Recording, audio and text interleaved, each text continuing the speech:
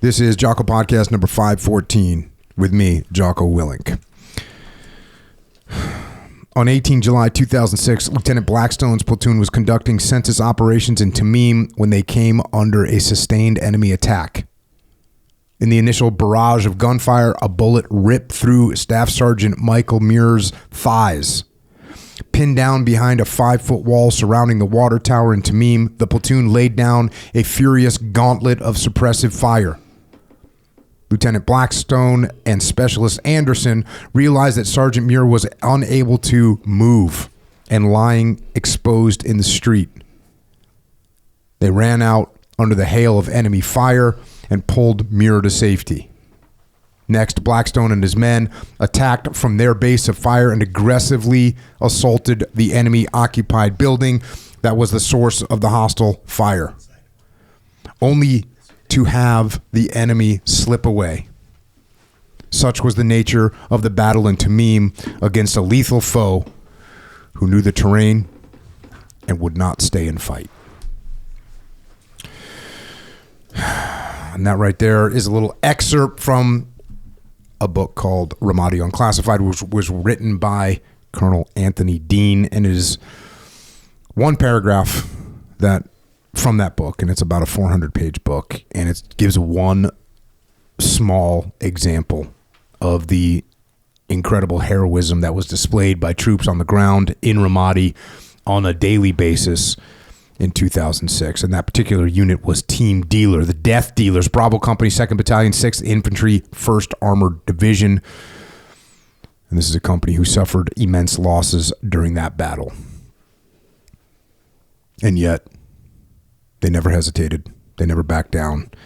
And they continually took the fight to the enemy. And we have had Colonel Dean on this podcast, number 452, and we talked about his book and his experiences as a battalion commander. We've also heard from General McFarland on this podcast, number 439, and he was the brigade commander in the Battle of Ramadi. We've also heard from some other Ramadi vets. We've had Rob Black and Scott Husing and Greg Knight and Elliot Miller and Joe Hildebrand. We also heard from Ryan Jackson on podcast 491, and he was a squad leader in Team Dealer. And tonight it's an honor to have Ryan back, and also joining him is Adam Anderson, the soldier I just read about, who braved enemy fire to rescue one of his wounded comrades. It's an honor to have you guys with us here tonight. Ryan, Adam, thanks for joining us. Thank you, brother. Thanks for having us. Welcome back, Ryan. Thank you. Yeah, man. Good to see you guys. And just out of the gate, the reason that we're sitting here right now is because of RamadiReunion20.com. This is a reunion that's taking place January 16th and 17th, 2026, the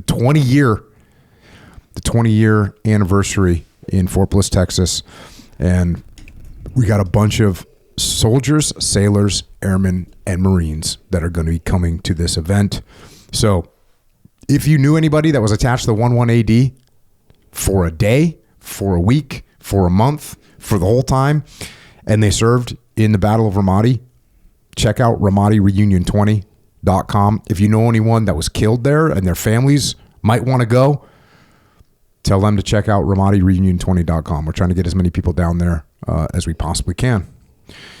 And for me,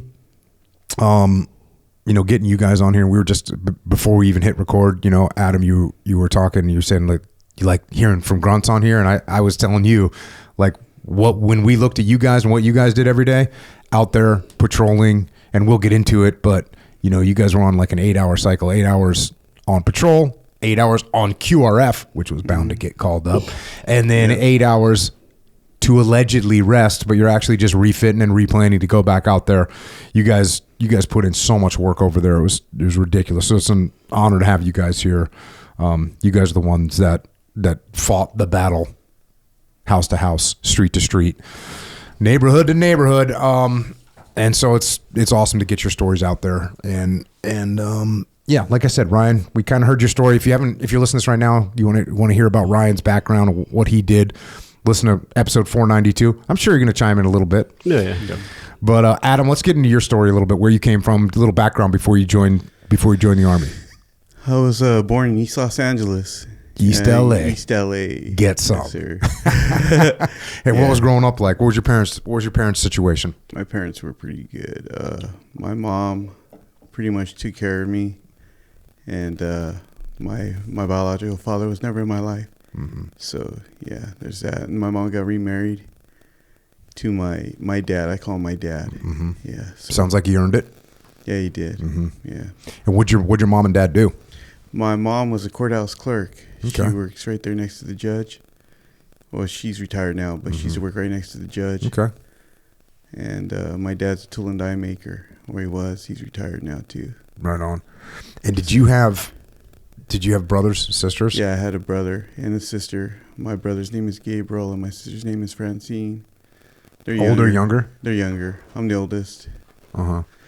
And then, was there any like military history in your family? Any veterans or anything like that? Yeah, my grandfather served in World War II. Okay. Yeah. Hell yeah. Yeah. Did you know him growing up? Was he still definitely. alive? Yes, he was. Did he tell you stories? No, not until afterwards. After when I came back from Ramadi, 2006. Yeah, that's when he started opening up. I didn't even know he was like in Iwo Jima. He was all over Japan. Oh, damn. Okay. Yeah, he fought a lot of places. That was crazy. Damn. He always used to talk about being in Guam and bootlegging liquor. Yeah, they set up a still inside of in the jungle somewhere in Guam, I guess. And, yeah. Selling booze. Selling booze, yes, sir. And then, what were you into when you were in school, in high school? Do you play sports? Yeah, I played baseball for a large part of my life. I love baseball. Big Dodgers fan. Yeah, well, isn't that like required when you're growing up in East LA? I guess. Yeah, I guess so. Yeah. And what were you into school? Was like, did you study? I was pretty smart in school, I guess, towards the beginning, and then in high school I started screwing up a little bit. I got kicked out of high school. What did you get kicked out of high school for? For having weed. There were some kids tagging right near us, and the school cop, I had some pot in my pants, and yeah, so he caught these kids tagging, and we're walking by. He made us all stop, and he searched us all looking for the markers and stuff, and he found the weed on me. What year was that? 1992. Okay. And so I guess weed was pretty illegal back then. Oh yeah, super illegal. It's not as illegal anymore, especially out here. It was super illegal back then. What kind of music were you into? I was into a lot of different stuff, man. I grew up listening to a lot of punks. I was a skater dude, so a lot of punk, a lot of old new wave, like The Cure, Depeche Mode, and all that stuff. And what punk rock bands were you into? Dead Kennedys. Okay, just going old school DK, huh? DK, yes, sir. Sex Pistols. What else? Oh, so you were like a legit old school punk rocker into the late 70s, early 80s punk. Yeah. Bad Religion. Used to listen to them too. And were you any good at skating? Oh, yeah, I was pretty good. I used to skate with a lot of different pro skaters. Could you hit an Ollie Impossible? Probably. I don't even know what the heck that is. An Ollie Impossible. It's one of those Rodney Mullen tricks that's like really hard to do. I guess everyone does them now, but back then. Rodney Mullen.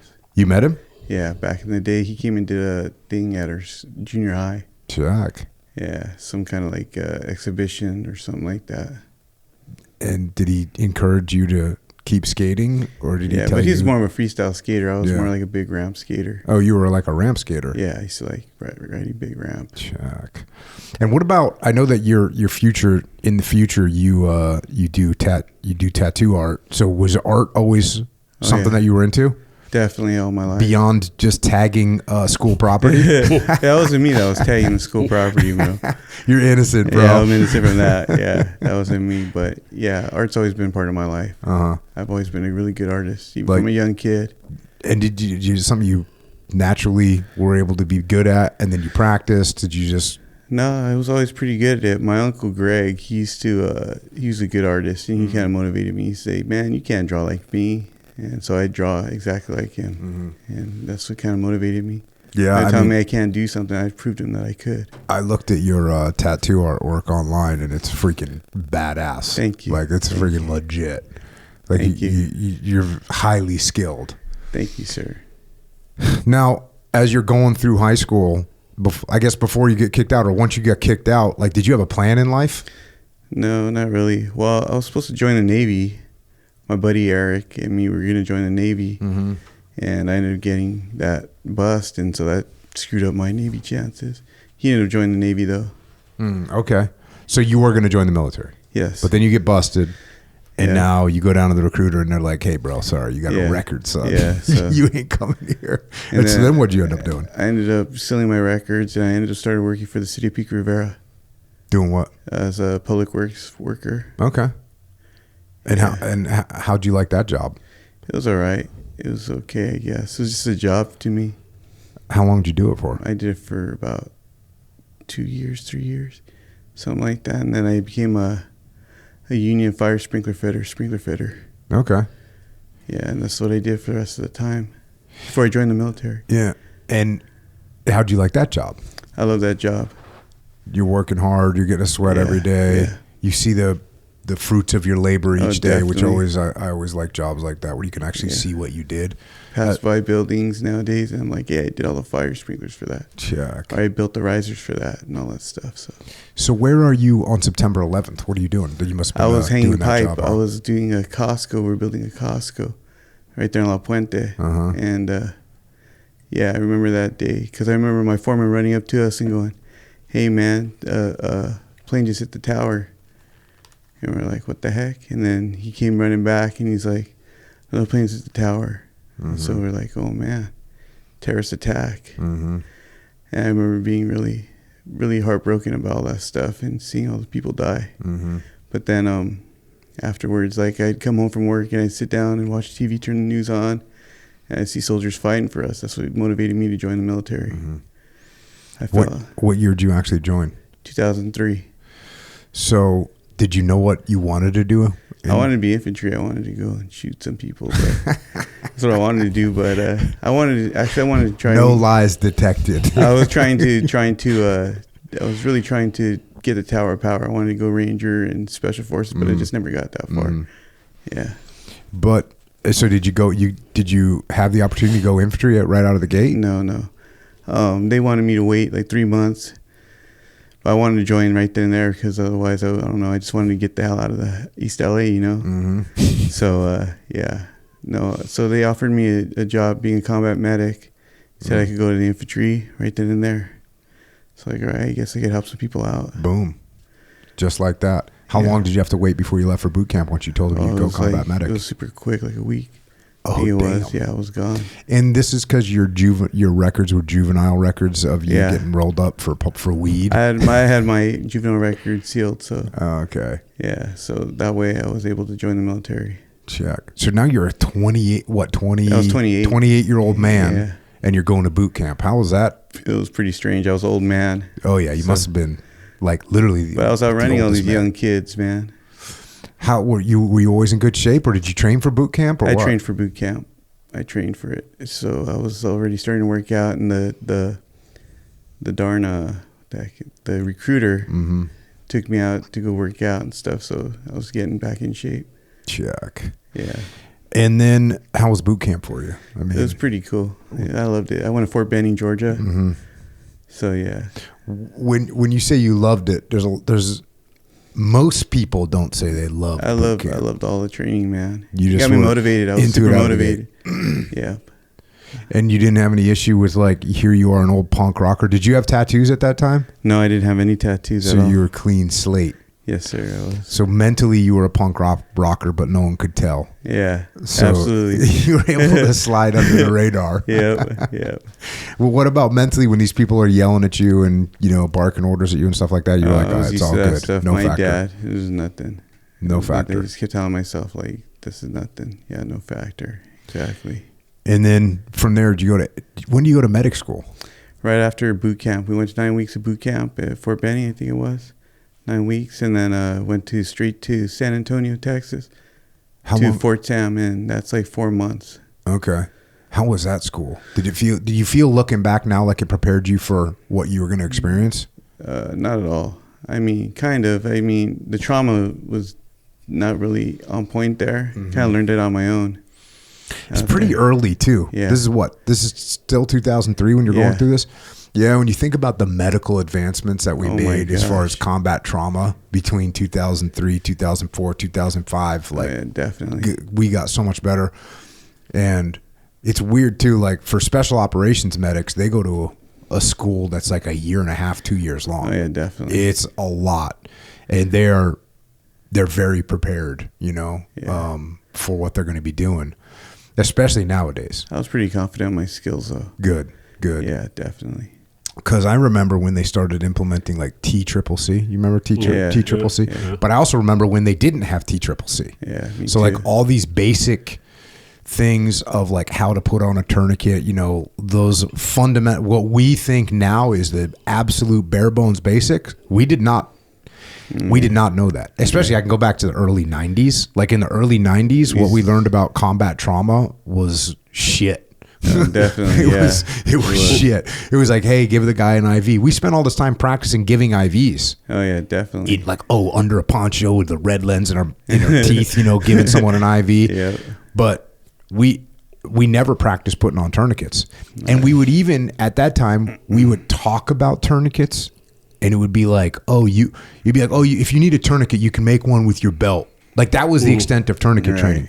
As opposed to what we should have been doing, which is having like a prefabricated tourniquet and practice putting that thing on at night. Like that's what's way more important.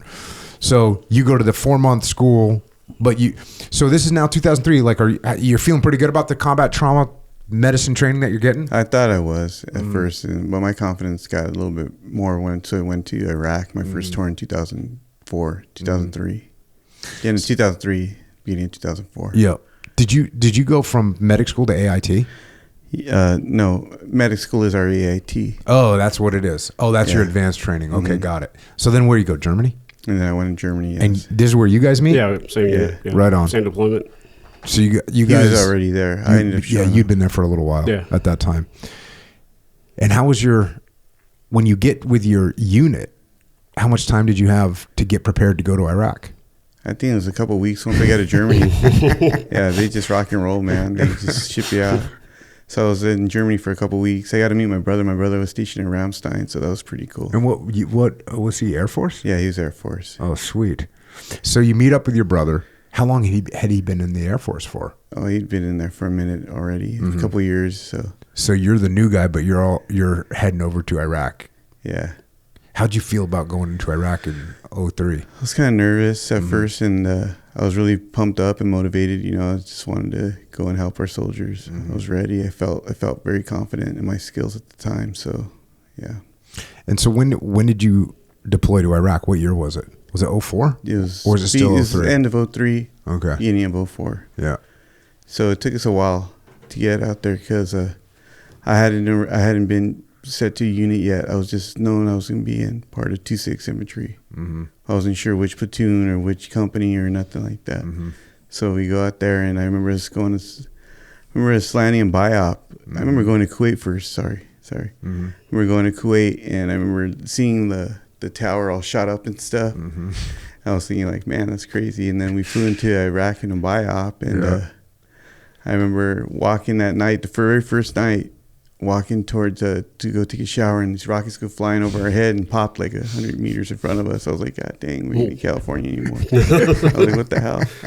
Close. Yeah. I was actually, my first deployment to Iraq, which was 2003, 2004, we were in a little base that was adjacent to BIOP. So we had this little camp for SEALs that was called Camp Jenny Posey, which this badass Vietnam frogman who is still in, and his daughter was Army ROTC, and her name was Jenny Posey, and he named the camp Jenny Posey. Oh, that's cool. So that was this little camp, but it was right there on BIAP. So you probably ate at the same chow hall that we did. So maybe even cleared our weapons in the same weapons thing there. I remember when getting in BIOP in that big old what is it called, man? Those damn Clearing barrels.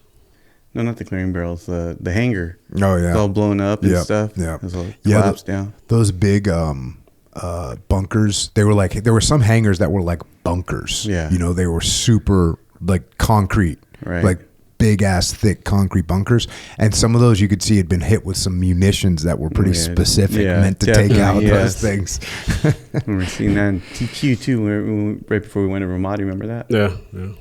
So then, where did you work out of once you got on the ground in Bayap, where'd you go? Did you work out of Baghdad, or where no, were you? they bussed us out to one of Saddam's palaces, and that's where I met our unit. And they asked me where I wanted to go, 2-6 or 1-6. I said 2-6, and so. Did you have any reason for that? No, I just wanted to go with my buddies. Oh, so you knew where some of your buddies were? Well, just the guys that I went with. Okay. So, yeah. And then where were you guys working out of? I ended up meeting up with these guys in Camp Mule Skinner. Okay. Yeah. And then as you're there and you start working, how's that job being a medic now? It was kind of different. I got sent to HHC, and then I wanted a little bit more. I wanted to hit the line, so I'd go out with Bravo Company. Mm-hmm. I met Chris Swanson, met Ryan, a lot of those guys. And what kind of operations were you guys running? We were doing like we'd hit some houses here and there. They always kept me in the back of the Bradley. I'm like, what the heck, man? Well, let me get out, man. Yeah. What's your perspective on that, Ryan? You're like, hey, we got a brand new guy. He's a medic. He's been here for a week. He's going to be sitting in the back of the Bradley. I was pretty fresh myself, so seeing new guys show up. And had you been there longer, though? Yeah, I was there for the invasion, like the whole push-up. Kuwait and all the way up, so... we would get replacements in every now and then. They just show up and just welcome to the team. Welcome aboard. Yeah. Get your shit on. Yeah, we're going out. Yeah. We were talking about Najaf and all that stuff. We got extended that first tour, and I remember going to Najaf, and then we were talking about, what was that first sergeant's name? First Sergeant Copeland. Coppridge. Yeah. And I remember going to Najaf and sitting in this Honduran Camp Hotel. Mm-hmm. And there's a bunch of little Honduran guys, man. Little dudes. They Camp Hotel at the Captain Baker. It's like a 2-mile stretch, and they got ambushed like 4 times just rolling out there. Mm-hmm. And I remember when we left that place, this is when we went to Al Qut. I don't know if you remember that. Yeah, Al Qut. And that was a Ukrainian base. Mm-hmm. Yeah. Yeah, we had the whole operation where we went to 3 cities in like a week. Yeah, something like that. And that's when we ended up at the CPA building and eventually...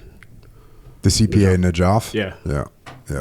Yeah, I think we might have talked about that because we were going to go down to the CPA. We did go down to Najaf. And that's actually classic because we got called to be QRF for the CPA in Najaf. We're in Baghdad. It's like a 5-hour drive. Oh, yeah. They didn't, no helicopters. They're like, hey, we need you down there. And I'm looking at the battle map and I'm like, hey, there's a whole bunch of cities with bases in between us and them. Why us? And I remember specifically they're looking at Al Qut and being like, what about these guys? And they're like, oh no, those are Hondurans. And I'm like, okay, well, what's wrong with that? Like, send them. They can still be there faster than we can. You know, like it's a 5-hour drive. Yeah. But yeah, that's the way it goes. I remember sometimes. The wall was like 6 feet tall. So I remember we were leaving Joff because we got sent to Al Qut, and I remember the tracer rounds flying right over the wall, right above our heads and stuff when we were leaving. Mm-hmm. I remember this when we were driving out there. Remember I was talking about this when we were driving out there on our convoy, and I remember it was nighttime. And I remember seeing a streak of light and a rocket popping, shooting at us, and some gunfire coming at us, and so we started shooting back. And I hear over the net, they're like, who the hell's shooting back? And they're like, the medics. Yeah. We're just doing soft skin Humvees and 5 tons. So. Yeah, we were rolling a 5-ton. Yeah. I don't know when the up armored Humvees got there, but I didn't really see any up armored Humvees. I left in the spring of 2004, and I hadn't seen any up armored Humvees yet. You know, we definitely didn't have them. Ours were just like we took the doors off those things, you know, so we could like get off, maneuver our weapons and get off faster and just have those things out of the way. Mm-hmm. Yeah. Eventually, we started doing some Mad Max stuff though, and guys would like weld thick steel doors. We got somewhere got a bunch of steel from somewhere and started putting that on just to give some kind of protection at least to the driver. You know what I'm saying? Definitely. But we didn't have bulletproof windows or anything like that at all. We put sandbags on the bottom of the Humvees. Try and protect us. Yeah. I remember all that stuff. Yeah, I remember the last podcast I said my 240 was strapped down on sandbags on top of a soft skin Humvee. It's pretty redneck. But I have a picture of one guy had a a big ass mag light. Yeah, we duct taped them to our rifles. Yeah. So you guys remember? You guys may or may not remember, but Rumsfeld, the Secretary of Defense, like he was getting asked questions like, hey, like these guys need this and these guys, and he said, hey, you go to war with what you've got, not with what you want. And I was like, hey, bro, you might want to rethink that statement you're making to all of us who are sitting out there with 240 strapped to a freaking sandbag. And then they changed our uniforms. We got ACUs. And so how's the op tempo for you as a medic? Did you, because, you know, did you work on any guys on your first deployment? I did. The first time I saw somebody was at Camp Mumadia. What was it? What was the name of the camp? Camp St. Michael, I think it was. And this was after we got extended to Camp St. Michael's. And there was this kid that got hit by a mortar, direct hit, and, lost both of his legs. Yeesh. I remember bringing him into the aid station and working on him. And that's your first? That was my first time First guy you're working on, guy. Yes, it was. How'd you feel about that? I didn't really see the injuries. It's more like it's weird. I close my mind off a little bit. And you just start working. That's always been my talent. Yeah. Stay calm and just start working. Just try and stop the bleeding. Just going through my mind like what I need to do and stuff. So couldn't get a tourniquet on one of his legs because his leg was completely blown off. So yeah, but the kid ended up living, I guess, from what I heard. Was he one of your guys, or was he someone from a different unit? No, he was from a different unit, but he was he's one of our guys. He's American, so that didn't really matter. Yeah. But you don't. Do you know his name? I don't remember his name. I don't. And that's the first. So that's the first time you actually worked on somebody real time. Yes. Yeah. And then what about the rest of the deployment? Did you have?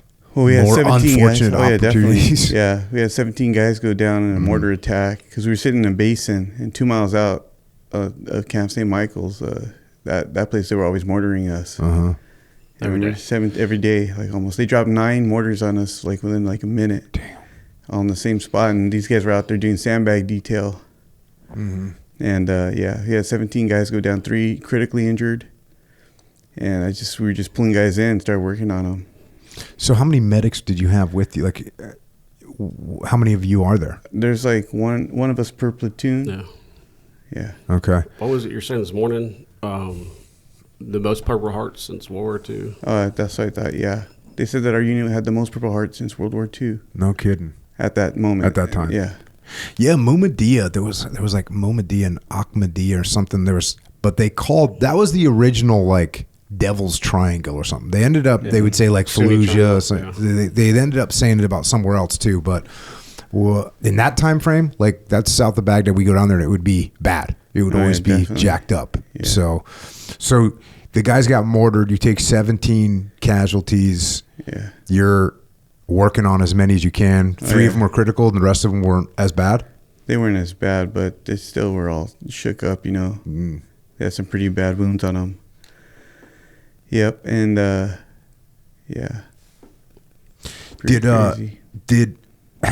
so 3 of those guys get casevac'd out of country? Oh, yeah, definitely. And then one of them's name was Swift. I remember the PA was he got hit in the neck. Oof. And so he was trying to get an airway down. So he tried putting a laryngoscope down his throat to get a tube down his throat, and he couldn't get it. So I jumped in there and got it in there. And we're doing that. So that's a life-saving activity right there for sure. Definitely. Yeah, we thought he was dead when he left. Yeah. Like we thought he wasn't going to make it, but he's alive and kicking now. Yeah. Damn, dude. And where were you when you were performing this? We had got him in the aid station. First aid, so you were in the aid station. Yeah. Had you been out in the field with him? Yeah, I was already part of Bravo Company. Damn, dude. 2-6, yeah. So, but all the guys, I remember running outside after hearing the attack, and all the guys were all scattered. Everybody's lying on the ground and stuff, smoking, all this stuff, the chaos behind all that stuff. And I remember just grabbing guys, just running them over to the aid station. Damn. Yeah. And how deep into, like, how long into deployment? What month was that? It was like June. Yeah, it's after we got extended, so it was like 14 months in. Oh, damn, dude. Yeah. What about on like a daily basis? How often are you guys taking casualties? At that time, we weren't really taking that many. I remember who was on the Bradley that got hit? Sergeant Coppers when he got shot in the hand? No, not there. In Mumadia. Oh, I can't remember that. They got hit with a big IED. Mm-hmm. I remember running up there afterwards because we were on the QRF to go check it out. I remember the medic was just sitting there, just not even doing anything. Like in a shock situation? Yeah, just shocked. So you had to roll in and make things happen? Yeah. No, we were still getting mortared every day. Mm-hmm. Yeah. Just weren't that effective. But for some reason, our building was like the highest point of the city. Yeah. Like, good aiming point. Aluminum building, and just like it was an easy target. Yeah. We just, it sat in a basin, so 2 miles out, they could see inside our whole camp. Ugh. Yeah, and then we started running patrols out. Remember that? And they brought in some paladins, so they would get a poo, point of origin. Sorry, just saying that for everybody else. Yeah. They get a poo, and we start shooting paladins back. Mm-hmm. That was crazy. Oh, they started. Yeah, we had the Q-36 where they can detect where it comes from. Mm-hmm. They started freezing the mortar round in the top of the tube, and they just let it sit out there. They figured out what we were doing, and so it would just freeze and slowly, and then it would go down and hit, and they just set those up all over the place. Damn, dude. And like because we built a whole grid square, like almost immediately. We'd shoot back, but they figured out what we were doing. So yeah, the counter battery never seemed to be as effective against like some mooj running around with like a little 80 millimeter mortar or whatever. They just pull it out of the car, drop a couple, or do what you're saying, and it was. Then they just pack it up and go. Yep. By the time we returned fire on them, it was like they were already gone. That's a tough situation. It's a tough enemy tactic to overcome. Yeah, definitely. Like mortars like that. Now, I guess nowadays with the drones and you'd probably be able to do a little bit better because you can see them setting up, hopefully, and put it on them beforehand. It's going to be a little different this next war. Do you guys watch what's going on over in Ukraine? It's freaking crazy. Definitely. Like and I don't know. I was talking about this with a young military guy, just about the fact that, dude, when they train right now, there's drones. Like even during training, they're training against drones. And he was talking about how it's like terrifying because you're like in a position and you'll get like an intel report, like, hey, there's drones coming. So they stop and they try and hide, and then they're hiding. But it's like all of a sudden you just hear.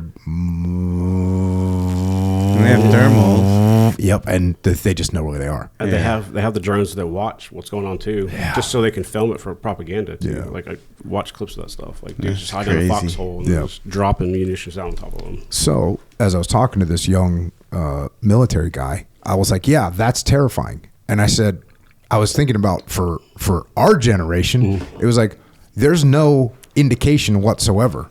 You're just walking and all of a sudden you're blown up. Yeah. Like that's pretty scary stuff. At least when there's a drone, you're like, oh, there it is. Yeah. I can react to it of some kind. But as opposed to just like, oh, you're just walking down the street or driving down the street, and then the next minute you're engulfed in fire. I think they both have their own form of terror. I'll leave it at that. I think they're both pretty freaking heinous. Well, they got kids playing Xbox controllers controlling these things. And that's crazy. Yeah, that's what everyone keeps saying about like what skill set is going to be needed for the next generation. Those, what are they, point of view drones? They go first person view, FPV drones, where it's like they're like a little pilot looking through their iPhone and flying in and just going into buildings, and like it's definitely intense. It's definitely next level right now. Definitely, yeah. It'll be interesting. How do to you see even fight that? Yeah, it's going to be weird. It's going to be weird to see how it unfolds. Are they going to come up with, some kind of a weapon, like some kind of a high-speed shotgun that you can just blast those things out of the sky? I saw one the other day that you basically shot a counter drone at an enemy drone, and it just goes out there and picks it off. So, things will escalate and will keep getting better and better. They can make something like a laser gun. Yeah. Honestly, like a laser gun that can hit something and knock out the electronics in it, and it falls out of the sky. Like we will counter this stuff. Definitely. And it'll hopefully level out the playing field, as opposed to just being a infantry soldier on the ground getting freaking chased by these things and just horrified. The psychological aspect behind it just messes with you. Yeah. You just thinking you have the advantage, and the drone just comes out of nowhere and just flies right into you. Yeah, and the other thing that's going to be weird is like, we build, ships that cost $3 billion, and it's like, well, how many really badass drones can you build for $3 billion? Even like, because they make waterborne drones, things that are like basically smart torpedoes. How are you going to stop when 400 of those things come at your swarms. ship? Yeah, swarms. So, and then you start getting swarms below the sea and then swarms from the air at the same time. Like, crazy. It's going to be, we got some shit to figure out here. Definitely. So I'm very grateful that we didn't have to put up with that. Me too, man. Definitely. So you guys are deep into this deployment. But so for me in 03, 04, like just there was obviously there'd be enemy attacks on a regular basis, but certainly not comparable to what it was like in Ramadi. Not at all. Yeah. That was crazy. Not at all. Yeah. So how are you feeling as you kind of get towards the end of this first deployment for you? Pretty good. Just so eye-opening, very eye-opening for me. Yeah. And it had to be a little bit different for you because you were a little bit older. Yeah. I mean, you're now what? You're probably close to 30 years old at this time? Definitely. I was 29, 30 almost. So you have a little bit more of a perspective of the world than, guys that are 18, 19, 20, 21, 22, 23, you're still pretty freaking. And NCOs that were younger than me. Yeah. Super young.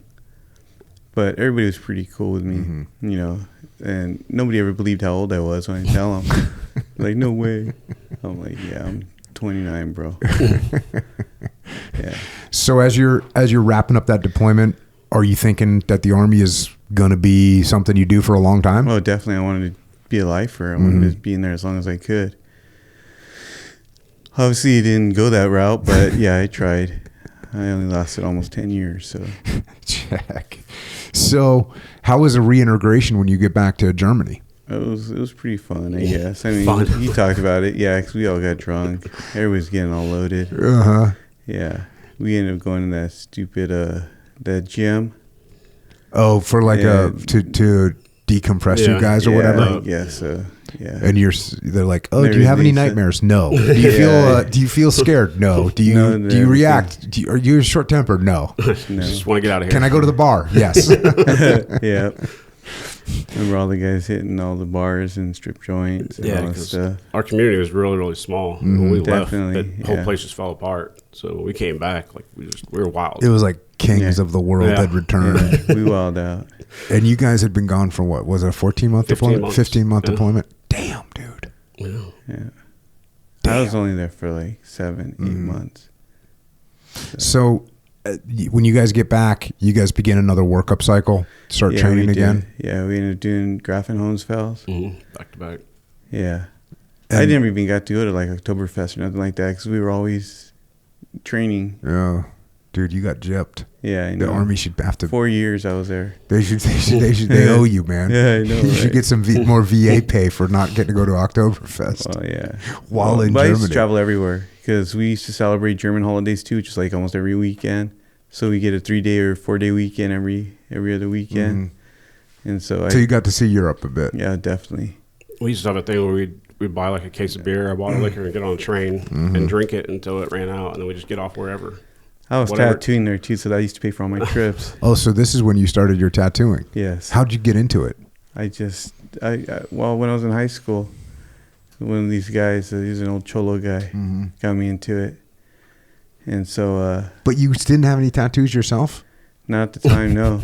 So you were just tattooing other people? Yeah. Well, I tattooed my legs. That was it. I had some tattoos on my legs. I did on myself first. How old were you? Was that in Germany when you did that? Yeah. Yeah, I just ordered some stuff and started tattooing. What was the first one? What was the first one you did? Probably, I think it was this skull on my... Hell yeah. On my shin. Like a skull, crossbones. Right on. Yeah, I did that. Is it upside down? Or No, you're good enough at tattooed- art that you figured it out? No, I figured it out. It's not upside down. It's just yeah. I did it with a single needle. I remember doing that. It took forever to fill it in and stuff. Oh, you didn't get like the shading needle I yet didn't know in the about that tattoo stuff. Yeah, kit that you got? I kind of learned whatever? as I went along. Because they have like starter kits for tattoo. Yeah. You can get like the tattoo guy starter kit. Yeah, It comes with right. a few different types of needles and some ink and stuff like that. That's what I bought. And you know, knucklehead infantry guys, man, they're just like, hey, tattoo me a dog. I'm like, all right, man, I got you. So, Were you charging anything or just doing it for free? I was charging people. How much you charge for a freaking ace of spades with a I don't even skull on remember. it? I don't even remember. But It was yeah, cheap. it was pretty cheap though. Did but you feel like you had a pretty good talent for it out of the gate? I did, yeah. I picked it up really quick. Did you tattoo any chickens? Did you No. did you ever hear about like tattooing chicken pig skin? ears and stuff? Yeah, No, I pig never ears and did stuff any like that. You never did stuff. that. You went No. right straight to human skin. Yes, I did. Straight to your own shin. Yes, killed my shin. Shit sucked. That shit sucked. I never trusted him because he was Doc. So Yeah. Oh, that's right. So we know at least he's going to be keeping shit clean. Even So our I get first affected. sergeant, yeah, Did he do any on you, Ryan? no, he's supposed to do one this weekend while we're here, but Oh, he didn't damn. bring his stuff. So yeah. What was he going to do? I don't know anything. Just whatever. Just He just something wanted to good, get something- tattooed. Yeah, just from him because he did a lot of other guys. And Did you? Most of the work I saw that you did online was like all black and white. Did you always just do black and white, or did you do other stuff too? No, I did a lot of color too at the beginning. When I came out here when I got to Colorado, I was doing a lot of color stuff. Mm-hmm. When I went to Walter Reed, I was working at this other shop. I forgot the name of it though, but I worked with some really badass artists. One of his names was Chris Lowe, and they're really badass color artists. So kind of traded off. I did a lot of black and gray, and they kind of picked up their color work from them. So Check. pretty cool like that. Right on. So you're traveling on trains, drinking beer, and tattooing people, Oh yeah, definitely. and you're doing your workup. Oh yeah, and then to we're playing prepare. guitar too, traveling around. Oh, right playing on. open mic. You play guitar? Yeah, What kind of guitar do you have? I don't have any right now. What kind of guitar did you have? Were you playing I acoustic had or? acoustic? Yeah, we'd go and travel around and go play open mics in Germany. That was awesome. Jack. Yeah. I used to go to this one bar when I was in Germany, and every night at like 2 or 3 o'clock in the morning, when it was the end of the night, all these freaking Germans would sing John Denver "Country Roads." Really? It was like a it was like a religious moment for the bar. Like everyone would be like, all right. And they would all get quiet, and then they'd put on Country Roads, and all these drunk Germans would Where be were you at singing. in Germany? Berblingen, Oh, which where's is outside of Stuttgart. That's a mouthful, isn't it? It's where the SEALs used to have like a base there. Oh, I didn't even know that. Yeah, That's pretty awesome. Panzer Kaserne. It was like an old Panzer base in World War II. In fact, the building where the SEALs were was a Panzer like mechanic or a Panzer garage. So they still had cranes that they would move the engines out of the Panzers during World War II. Yeah, it was pretty awesome. freaking cool. It was pretty cool to be there. We were talking about bomb holder too. They had like Nazi swastikas built into the concrete on our battalion on the wall. headquarters. Damn. Still with the bricks. Yeah, Just the bricks. straight up. Yeah. That's pretty surprising because they're pretty strict about the way they Right, you can't talk allow about that. Yeah, they keep like the graveyards for the German soldiers are like hard to find. You got to look around to find them, and they got these black crosses. It's like, you know how Americans, we have the white crosses, Right. They have black, like Damn. real heavy looking crosses Right. for their soldiers from World War II. Yeah, they're very strict about that stuff. What base was that where they had the Swazis in the clear? That's crazy. That was Yeah, bomb bomb holder. That holder. was- Damn, Our battalion dude. headquarters had swastikas Yeah. in the brick. In the brick. work. Yeah. They didn't even try. The They didn't put a library- sign over it or anything. They just The library they- had a Swazi in the brickwork too. Damn, dude. Yeah. Yeah, I'm surprised they didn't put something over that because, like I said, they're strict about like you can't be in Germany and have swastikas. Like that's illegal. They're strict. Well, check. All right, so tattoos are going down. Like I said, we're drinking beer. We're getting ready for deployment. You guys find out but you guys didn't know you were going into Ramadi, did you? When you guys were Not heading at out? first, no. No, we ended up going to Kuwait and hanging out there for a few. Yeah, you talked about that last time, Ryan. way too long. Like the waiting Yeah. game. The waiting game did not do you guys well. I remember though right before we were supposed to deploy, remember, and we had this one kid. committed suicide outside. With a saw in the porta potty. With a saw? Yeah, like he wasn't playing around. Damn, dude. How many rounds did he get off? A lot. Did Enough he, to do the job. like, damn. I think he just put it under his Just chin and mashed just it? laid on it and just, I think it was still going off, but before somebody stopped it. I remember being downstairs because we're moving out the arms room, remember? Mm-hmm. And he was one of the kids that they put in charge of guarding our weapons. Mm-hmm. So we're moving them out of arms room into the truck. Oh, you're talking about Burns outside the Right there company steps. Yes. Oh, that's different. Oh, that's not the guy in Kuwait. Yeah. So right before we left, there was a guy that he was schizophrenic. Like people would, he would like. He's a new guy though. Yeah, he would be talking to himself in the room and stuff. He spoke German too. His dad was German soldier or something. But we were getting ready to go to the field, and he was guarding the weapons and put his weapon on 3-round burst and just underneath the sign that said, "We set the standards." Yeah. And then we all got called in, lost a 4-day weekend. I know. What did they tell you? What did they call you in to tell you? The guy killed himself? Yeah. Did they do any like mental health checks or anything? No, they were investigating us. They were asking like if somebody was bullying him or something. It was stupid. Yeah. Everybody knew he was schizophrenic. Like he would yell at himself at night. Kids in the are barracks weird. and stuff. That's weird. You know, I did a couple of podcasts about in Vietnam they like lowered the standard of what you could get, who you had to be to get in the army, and like they let in guys that were basically mentally handicapped, you know, and it caused real problems in the Vietnam War. Now a lot of them they'd be like, okay, dude, you're going to be a cook or you're going to take some job, like some menial job that they could get by with, but occasionally, you know, sometimes they'd be like, okay, you're an infantry guy, and like there's a guy that wrote a book about it, and he had to teach one of his fellow guys in boot camp how to tie his shoes because he didn't know how to tie his shoes. Serious? And when he asked him, they had to write a letter home, and he said, hey, what's your address of where you live? He's like, he didn't know his own address. He didn't know how to write home. Damn. And he was in that freaking army. So yeah, occasionally Yeah, that's what you have to say about the army. Yeah. We're all a bunch of retards. Sorry, Can't say I don't that. know. But I don't think I can say that. Sorry. So you guys were in Kuwait. Now you guys eventually find out. How long were you guys were in Kuwait for a while though? How long were you there 5 for? months. 5 months, Damn, something like dude. that. Yeah.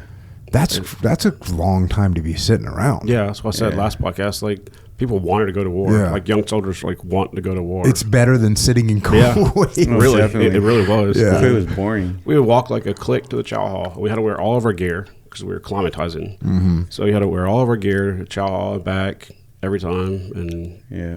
stupid training. I mean, we did EIB, expert infantry badge. I was in excellent shape then, though. Yeah, everybody Just working out like crazy. Yeah, definitely. Check. Definitely.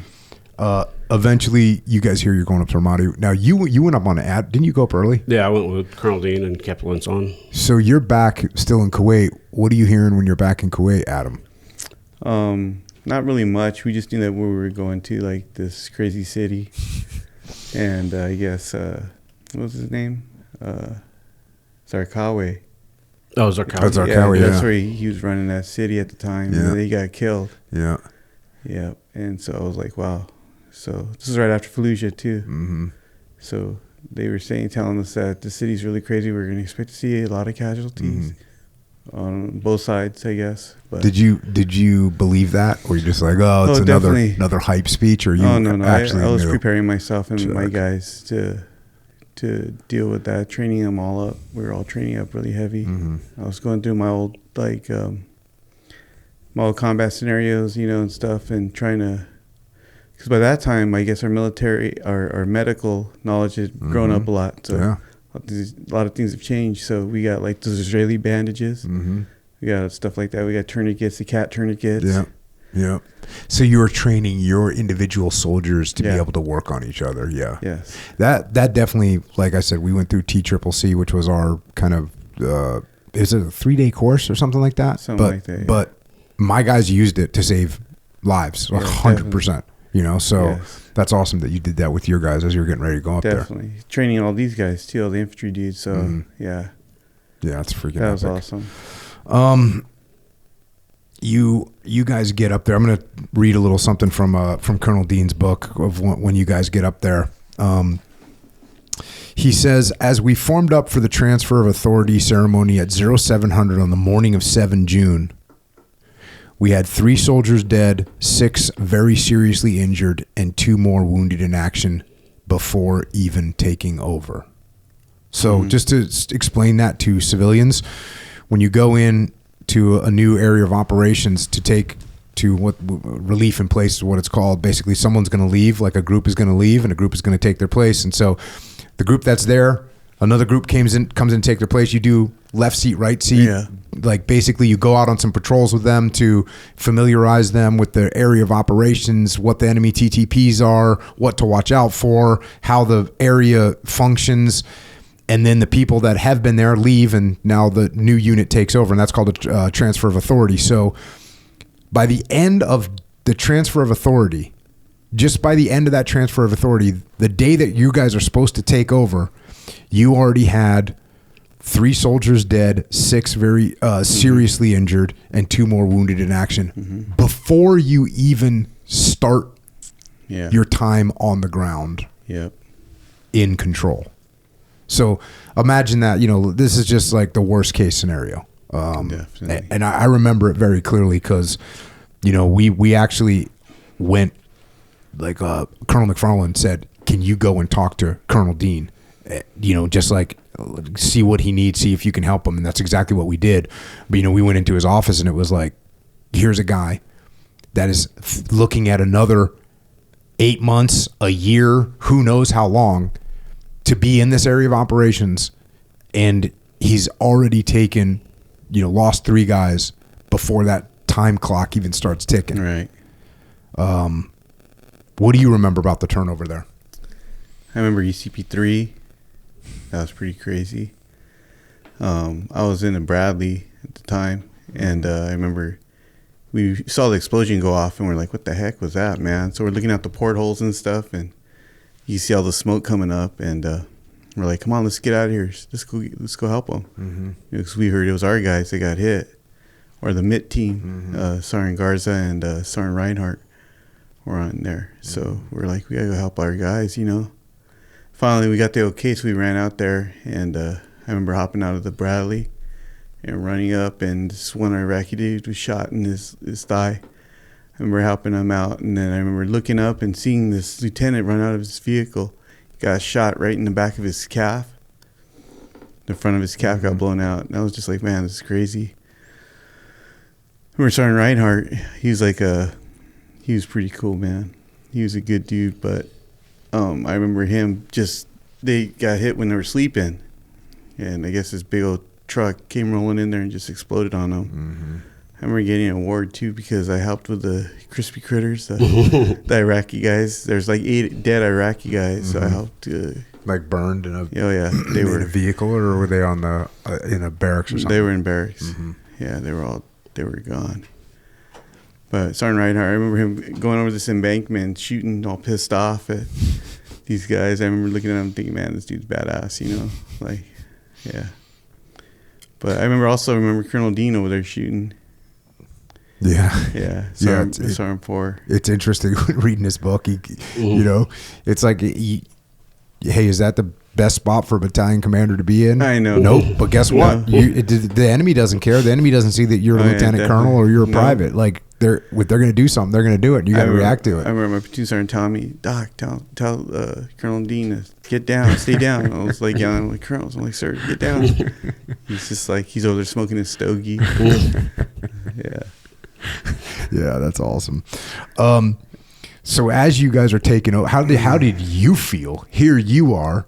You've been there for probably a week or something like that, and you've already had all these casualties. Lost 3 guys, Tribble, Love, and Crombie. These guys are, Tribble was probably the most heartfelt one because Tribble was a good friend of mine, and knowing that he got hurt and got killed, and the way he got killed, was pretty sad to me.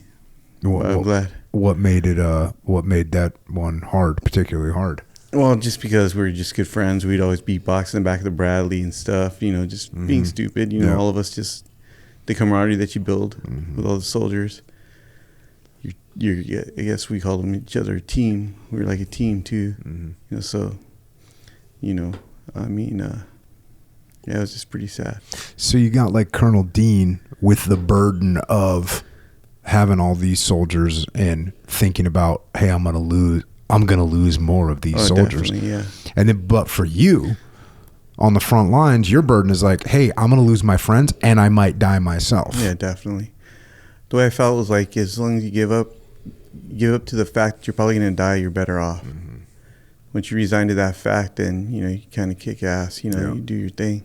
That seems to be the most common theme of definitely. Just like, if you're scared and being paranoid and worrying about dying or being wounded all day long, I can't even see how you'd get outside the wire. Oh, definitely. If that's what you're thinking about, I can't see how you'd get outside the wire if you were like, today could be the day. It's like, yeah, today could be the day, and that's the way it is, as opposed to today might be the day and I better try and avoid it at all costs. It's like that right. Must be horrifying for guys. Yeah. But I guess as long as you resign to the fact you're going to die, you're going to be okay. I guess that's the way I felt.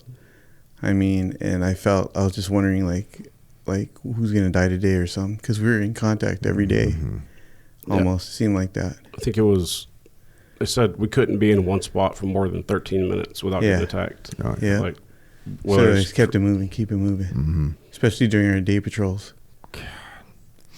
And you guys were mostly working in Tamim. Yeah.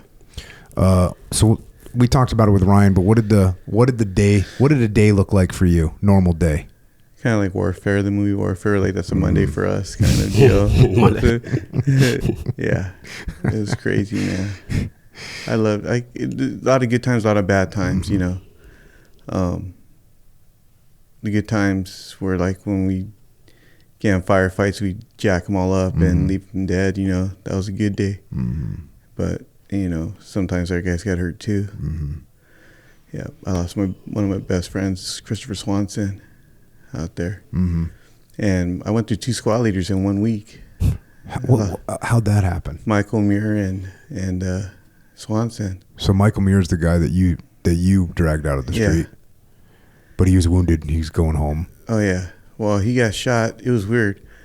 We were right there by the water tower, the big water tower off of Spears, I guess. Yep. That was funny too. I was talking about the streets names and Ramadi, how they're named all after hot chicks and football teams. And football teams, yeah, like Spears and Love Hewitt and all this stuff and crazy stuff. But yeah. So you were talking about so what happened with Swanson? Swanson, we had originally. Well, we should start with Muir first. Kind of go through that whole week. Yeah, let's go. So Sergeant Muir, we had heard that they had a cache of weapons underneath the water tower, and so we got sent out to go check that out. So we patrolled out there, and so is this during your time, like the 8 hours a day that you were patrolling? Yes. So you guys get a call from the TOC, from the battalion TOC, and they say, "Hey, we get intel right now that there's weapons by the water tower." Well, we prepared for this already. Okay, so it was pre-prepared. It was pre-prepared. Okay. So we went out there, and of course, we have to walk out there because the Bradleys can't go certain areas because there's IED rid places, Yep. And again, for you civilians that are listening, think about what he just said. There's so many IEDs in the ground that you can't send Bradleys in because most of the IEDs are meant for vehicles because that's definitely. a much better target for the enemy. They'd much rather take out a vehicle and kill Americans than just kill Americans. Oh, yeah, definitely. The burning tank is very good propaganda for the Mooj. Oh yeah, definitely. So they put in big bombs. Fortunately, they would sometimes be activated by the tank itself or the vehicle itself, and so it would be easier and safer to be on foot. Oh, definitely. So that's why you guys are foot patrolling to this water tower as opposed to just taking Brads in there. All right, so you guys are on foot patrol. Sorry, I'm trying to no worries. Describe it a little bit. Yeah, and so we had set up what the hell? Sorry. What the hell's it called? We set up security, around the area. Mm-hmm. I have brain farts, man. TBIs. Too many TBIs. It's all good, man. Yeah, so we set up security around the area, and we heard one gunshot just go off. Sergeant Muir got shot, and he's lying in the center of this intersection, and he's screaming. So I run over across the street, and I run over to where Lieutenant Blackstone was. Mm-hmm. And I was trying to get Sergeant Muir to crawl over towards me because, we all heard about the old scenario that everybody trains for, like, don't run out there because there's a sniper out there. He's going to smoke you. But I got tired of hearing him screaming. I'm not tired of it. I just didn't want to hear him screaming because it's kind of sad to see your friend screaming. Mm-hmm.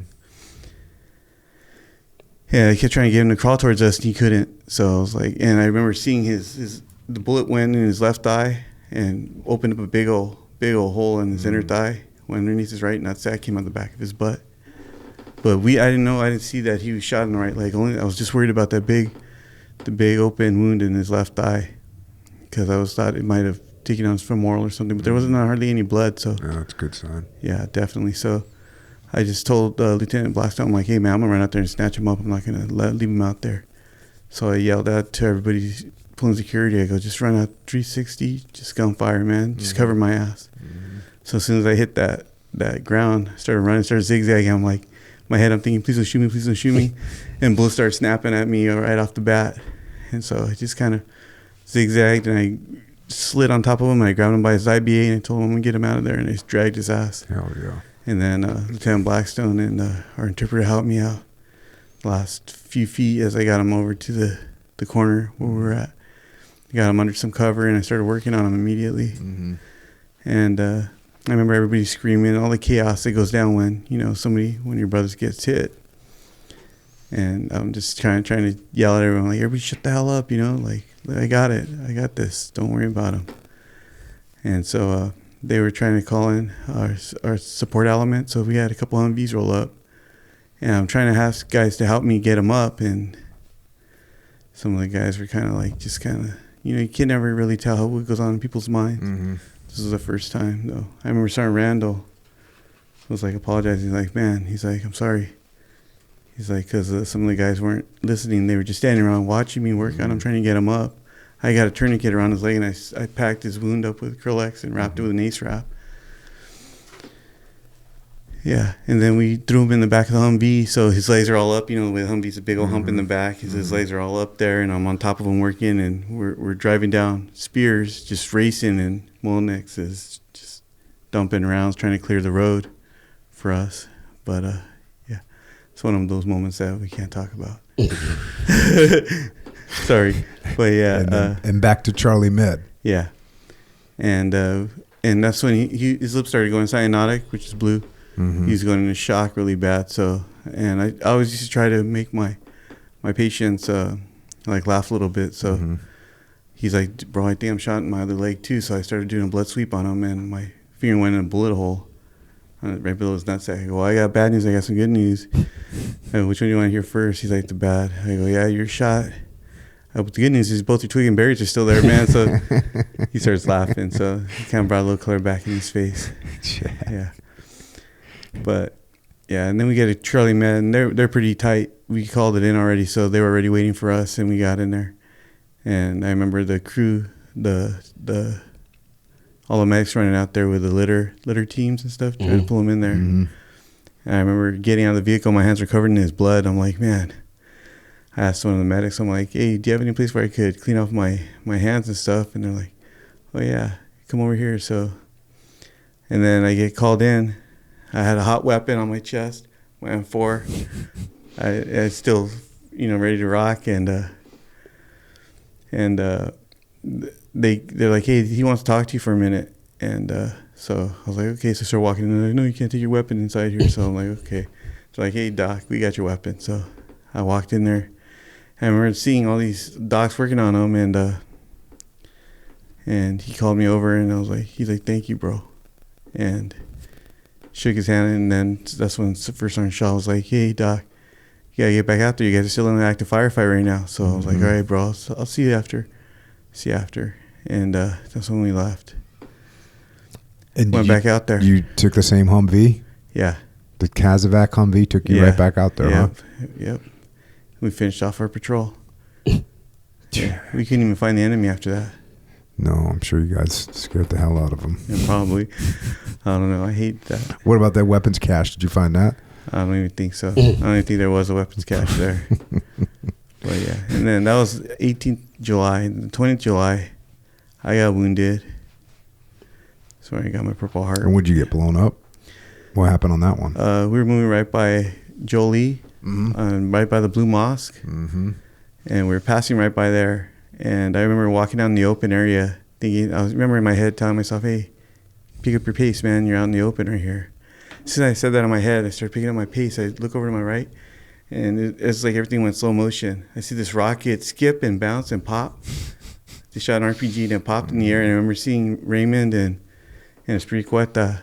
They got swept off their feet. And I guess as I was running, another one popped and it peppered my whole left side. So I had they thought I was shot in my shoulder and stuff, but I wasn't. But I didn't realize that even something popped right behind me. And so Lugabill, it's like comedy in combat, man. Lugabill's down on the ground, I'm above him shooting, right? And I'm firing, and one of my hot brass went in his neck. And he's like, God damn it. You know, I'm like, I'm sorry, bro. Pop. I'm sorry. And he reaches up, and another one of my hot brass goes inside his sleeve. Oh, damn, dude. And so he's like, oh, God damn it. And I'm laughing, right? And there's bullets smacking right behind me and stuff, and I'm shooting. And I'm laughing. I'm like, I'm sorry, bro. I'm sorry. Dude, hot brass is hot brass, bro. Oh, I hate that. It's very hard not to react to that. Yeah. That was one of the things where they would take, like, big cans of vegetable oil, and they would cut a hole in it, and they had those 72mm Katyusha rockets, and they would put them in there, and they would just wire it, like, all the way down the street, hook it up to a cell phone, and they would detonate it. Like, they just sit in a window and just set it off. And I used to hate when they stripped the wires down, just so it's like a small little fine copper wire that you couldn't even see with a naked eye unless you got close, and they'd run that stuff all over the place, and then they detonate it. Yeah, they were definitely professionals at making IEDs. That's for damn sure. Yes, they were. What happened with Staff Sergeant Swanson? And so Swanson, let me finish this. And so, so me and Lugabill, sorry, I'll get to Swanee right now. No, it's all good. No, me and Lugabill we're like, hey, man, we need to get out of here because we were out in the open right there. We only had this wall on the right side of us to cover us. Where they're shooting at these guys with the muzzle flashes coming from the stupid mosque in these houses nearby. And so we got to run down go check on Raymond and Espriqueta. And so let's start running down. And so I'm shooting. I remember the glass breaking because all these stores were right there. I remember the glass busting from them shooting at us. And I remember just shooting like this with my M4. And it was crazy, man. Then we all met up, right? And we started shooting down the street, like walking like Reservoir Dogs. That's the way I felt at the time, like us walking down the street like Reservoir Dogs, just shooting. And then we go in this house, and I remember doing what's his name? Waterboy style. I went, boom, retard strain. You know, I knocked down this big old gate. And I remember Raymond and me, we start clearing this house, and this dude coming up, Mr. Yeah.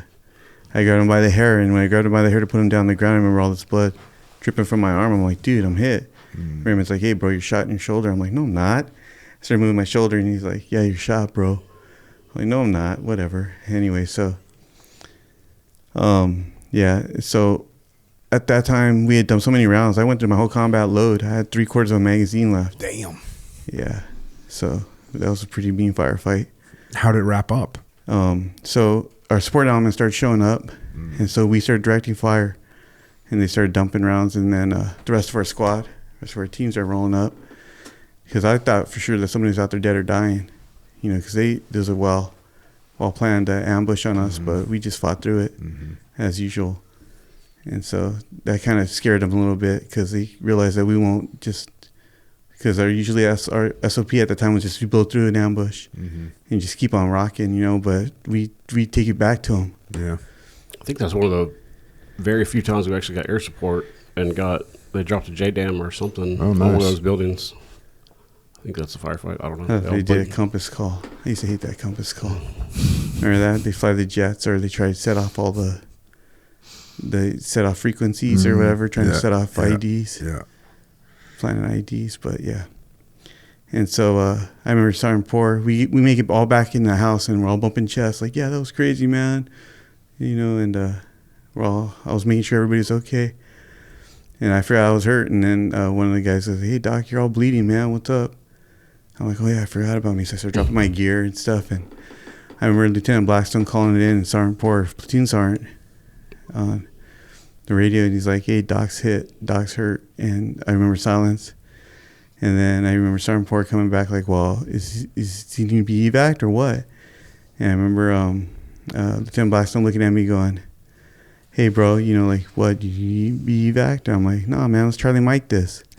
Hell yeah. I'm like, just Charlie Mike this. So strap me up. So they patched me up, and we went back out there. Hell yeah. And I remember Colonel Dean was out there when we were going to go back out there to go find out, see how many people we killed, see where they were shooting at us from. So me and Swanson were walking together, and I remember Lieutenant Colonel Dean yelling at us like, hey guys, watch out, they can still fire an RPG at you guys from that side. We're like, Roger, check, sir. Like, whatever. He didn't even say anything about me. I'm all bloodied up and bandaged up and stuff. I look like a mummy probably. But yeah, I love Colonel Dean. He's such a good guy. Yeah. That's when Swanson got shot.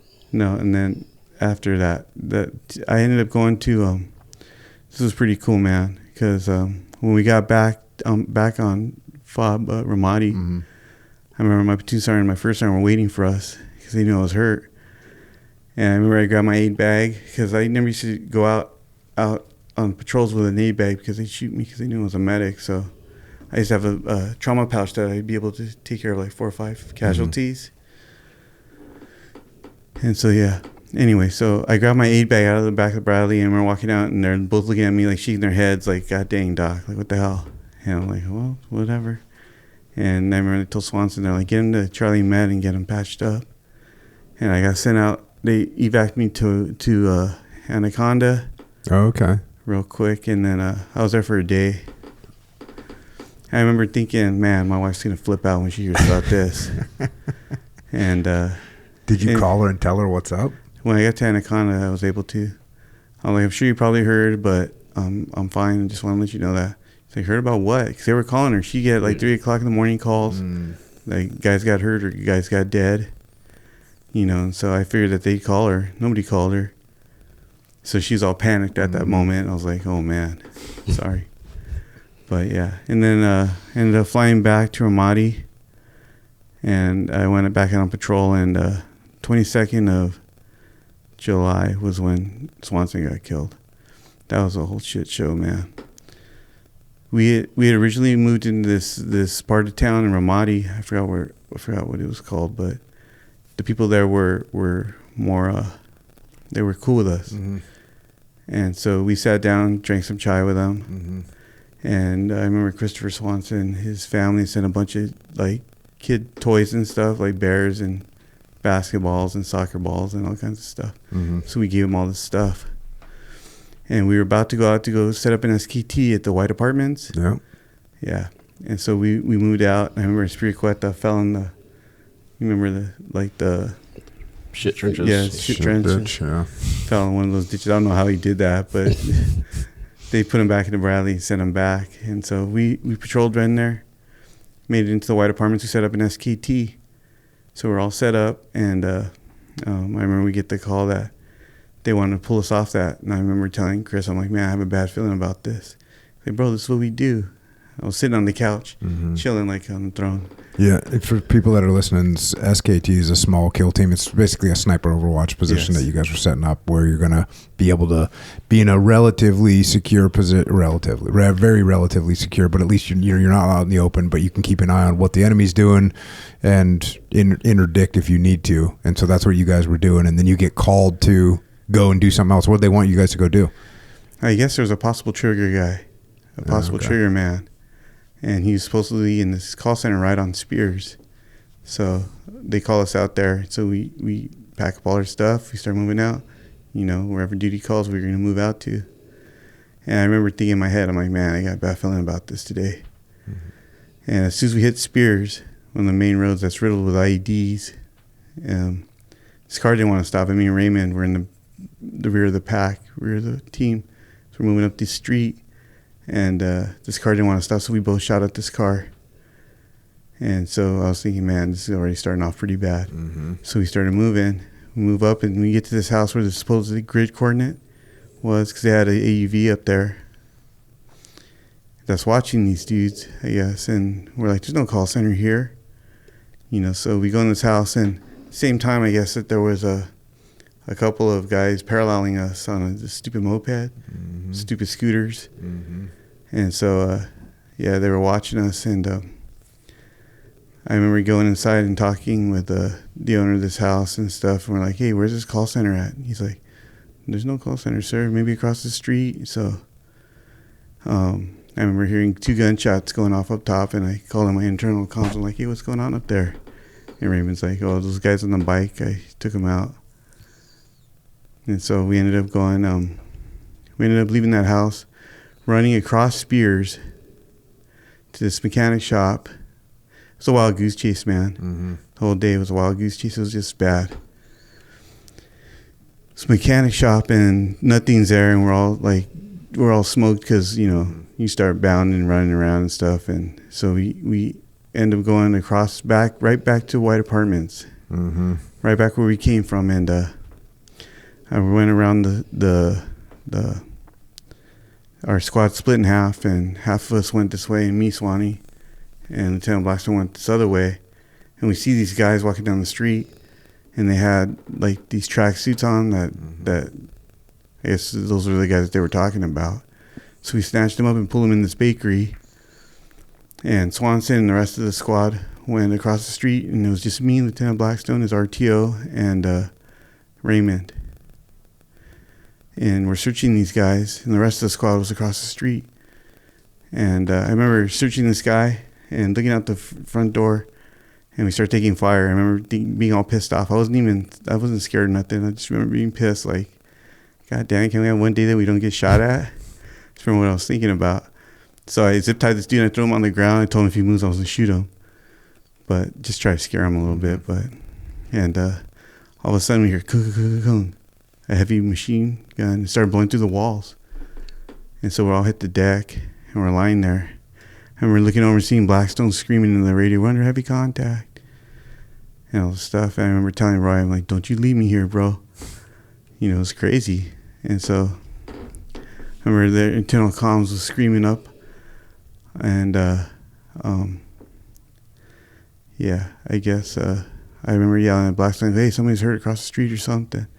So we stacked up on the wall. And he was the number 1 man out. I was number 2.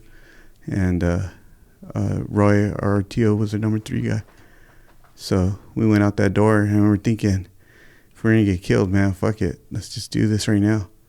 You know, I'm not going to get my head chopped off somewhere, you know, becoming some, because we were so much under fire, man. Mm-hmm. I remember I just started shooting to the left at the muzzle flashes, and Dan Blast started shooting to the right. And we ran across the street, and Raymond never made it across because he said that we were so much under fire that there's no way he would have made it across the street.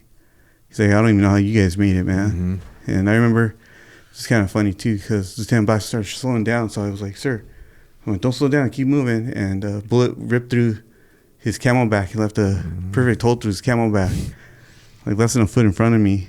And so that's how crazy it was. He thought he was shot because he felt the warm water dripping down his back. And I was like, you're fine, sir. And I guess my eyes looked all bugged-eyed because we made it in the house where all the brothers were. And, yeah, he looked back at me and he's like, what? And I said, nothing, you're good, sir. Just keep on moving. And so we went up. And I went up the stairs, and I remember seeing this guy lying there on his back. And I didn't even realize it was Chris. Chris was a really good friend of mine. And we're still engaged in contact. So there's bullets flying through this doorway up on the roof, and he's just lying there. And I got up to him, and I saw it was Chris. Yeah. And he was gone already. taken a bullet to his mouth, went out the back of his head. It's pretty sad. And so I started screaming down to Lieutenant Blackstone. I'm like, hey, sir.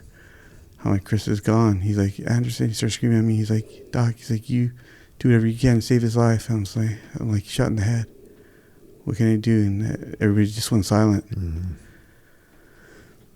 And so, yeah, I tried again, but I told Sergeant O, he was a new guy. That was his very first foot patrol with us, and he's already in the shit with us. Yeah.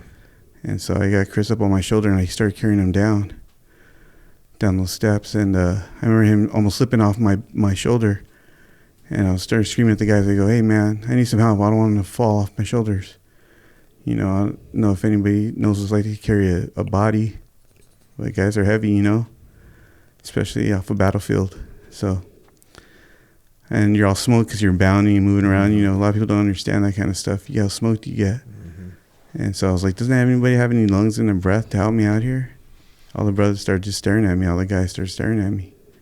I'm like, he's falling off my shoulders. And then I guess Sergeant Randall came running in like an angel. Just came running in. He's like, what's up? Where did he come from? I was wondering. But I guess Raymond, the Bradleys couldn't find us because they had a different map they were working off. Oof. Yeah, so they couldn't find us. They could hear us and engage in this contact, but they couldn't find us. And I guess just by pure luck, the driver saw Raymond popping his head out the door and pulled up. And yeah. And so Sergeant Randall came running up. I go, hey, he's falling off my shoulder. Sergeant, grab him. He grabbed him and ran out the door, and I didn't see him anymore after that. And so I remember us just kind of going through it. I remember thinking in my head, like, God dang, that dude was a warrior. You know, he was someone like you know, someone I really looked up to. Very big inspiration towards me. And, yeah, he just got hit with a mortar round. Oh, yeah. Like a week before. We were in an IED blast on the... So he had just got hit, and he was walking around with shrapnel on his ass and still going out every day. Like, still in the fight. And I was in the Bradley when he got hit. Yeah, I used to love that stuff. Me and him always used to put our legs up on the Bradleys as the ramp went down and step out. You know, it was cool. It was awesome. We used to do stuff, stupid stuff. You know, it's funny things that you think about, the goofy stuff that we used to do. Yeah. But, yeah, Sergeant Swanson was that affected me really bad.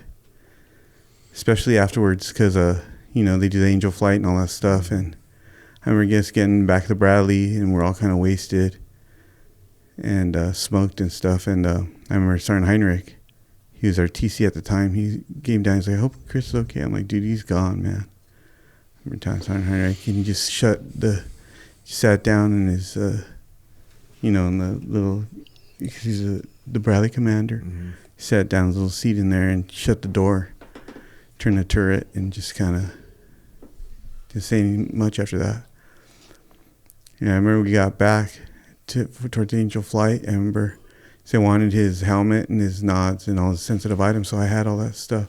Had his weapon. I was like, why the hell do they want all that stuff? But I guess they held the Angel flight for us to come back to give it to them, so I handed it off, gave my salute, and the helicopter flew off. And I remember losing my stuff. I remember going underneath the staircase and started bawling. I thought I was by myself because I wanted some alone time by myself. So I went in this dark spot underneath the staircase and started bawling. That's when it all hit me. And I remember Sergeant Port coming out of the darkness and just scooping me up and hugging me and telling me, hey, Doc, you gotta get back out there. I go, oh, well, I just need to get my shit together.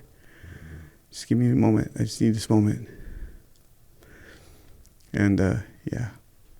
And so he's like, you need to get back out there, Doc. I go, I got this. I just need a moment. And so, yeah, that was pretty cool, Sergeant Port, to do that. Mm-hmm. That was a bad day. Also just a Monday. Yeah, it was. What'd you say, Ryan? Also just a Monday. Yeah. You know? Yeah, you know, you mentioned the movie Warfare, and you know, I said, what was a regular day out there like? And you said, like the movie Warfare. Yeah. When did you go see it in the theater? Did you watch it at home? I watched it at home. Mm-hmm. I watched it right before. Came out here. Oh, really? I was trying to get back in my headset. Mm-hmm. Get back in my head back in Ramadi. Mm-hmm. Trying to remember some stuff. That movie will put your head back in Oh, yeah, Ramadi. definitely. Especially all the rounds going off, the way they sound. Sounds almost just like getting shot at. Yeah, and I think that's, that was kind of one of the underlying themes of that movie is like the realistic. Just this is what's happening, and you don't know why it's happening. You don't understand it, and you're gonna go out there. It's gonna be total chaos, and then you're gonna like leave, and some moose are gonna walk out. I thought everyone's going, they should just show the moose walking out afterwards. Like, what's that? It's like that's what's going on. Like they don't have to stand and fight against you. They can just walk away, and watch you for a few hours, watch you suffer, and then they can, once you leave, they walk back out and go terrorize the family again or do whatever they're going to do.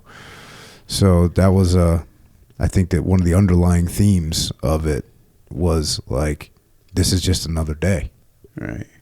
It was. And then, like you said, you got to put your gear on and go back in the field. Like the war is not going to stop. The enemy's not going to stop attacking. Yeah. And you got to get your gear back on and go back out there. Yeah, I had to take a little break after that. So I went to 2 squad leaders in 1 week, and I got hurt. And so I went out the next couple patrols, and I just got overwhelmed a little bit. I get emotional. Kept thinking about Chris. And so I told Sergeant Porter, I'm like, hey, man, I need a break for a minute. So what did he do with you? He just had me kick back and talk and help out. Just gave you like some time not going on patrol. Yeah, because I was on patrol every single day, and we never got any breaks, especially us medics. So yeah, I was always on patrol. How many days did he give you before he was like, hey man, we got to get you back out there? He gave me as many days as I wanted, but I felt like I was betraying my guy, so I had to get back out there. So I did. Yeah, because his break was sitting in the talk, listening to what's going on the radio, so he can't not out there. So and after Penland got hit, Penland ended up losing both of his legs. I was in Newsweek because of that. Took a bunch of combat photos. Oh, really? Yeah, crazy stuff. Yeah. When did the Newsweek come out? Did you know it came out? I didn't know until way after. And I had a copy somewhere. I think my ex-wife has it somewhere. But yeah. And Penland got hit. And there's a really famous photo of me holding his bloody hand. And yeah, I was holding his hand, holding him up. But yeah, it's pretty crazy stuff. I remember them pulling him in. Remember when Penland got hit? Yeah. Where was that? He got hit with an IED, and I guess he was in a rally. He was in an up armored Humvee, and he got hit pretty hard. And I remember them bringing him in. He was just mangled. And I remember sitting, because I was a medic, they wanted to have a familiar face there, so I was like, hey, brother, I'm like, you okay? I'm holding his hand all the time, talking to him, trying to get him, coherent, but he was out. I don't remember if he ever talked or showed anything, but I remember holding his hand, talking to him, and there's pictures of me just right there holding his hand, trying to talk to him. And yeah, I stood by his side until we walked him in the OR. And the trauma teams out there in Ramadi were awesome. They were awesome. Yeah. Heck yeah, they were. I kind of got pissed at them when Sergeant McCool got shot, though. Oh, because they shot that other Iraqi guy. His guts were sticking out of his belly, and I remember telling the doc, I'm like, hey, man, take our guy in first, Because they're like, no, we got to take this Iraqi dude in. I'm like, but he's the enemy, What the hell? Oh, he was Mouj? Yeah. Like not an Iraqi soldier? No, he was Mouj. Damn. And, yeah. So I sat there and dealt with all that stuff. I told our first sergeant, I'm like, hey, man, why aren't they taking Sergeant McCool back there first? And they're taking Mouj, and they're like, well, it's like something that we have to do. We help out everybody. You as a medic should know that. I'm like, no. Yeah. I'm like, screw that, man. So to me, I would have left his ass back out there. And did you and I see each other? Or so you guys saw me at Charlie Med at some point? Yes. What was that about? When Jolly got shot in the ear. I remember that. I remember meeting you there. Yeah. That was one of the times when I was taking a break. And Jolly, I was at the Charlie Med when they brought Jolly in. And I remember you standing there and checking on our guy. That was pretty cool. Because he was out on a mission with you guys. Yeah. And he got shot. And you're like, hey, man, we knew who it was. We got him. We take care of you guys. We'll take care of him for you. Yeah. Yeah, that was, I always felt, always felt good being able to tell you guys like, hey, we're gonna get these guys. Yeah, that made us feel good too. We got people out there right now. They're gonna lay some of these bad guys out, man. We'll put them down.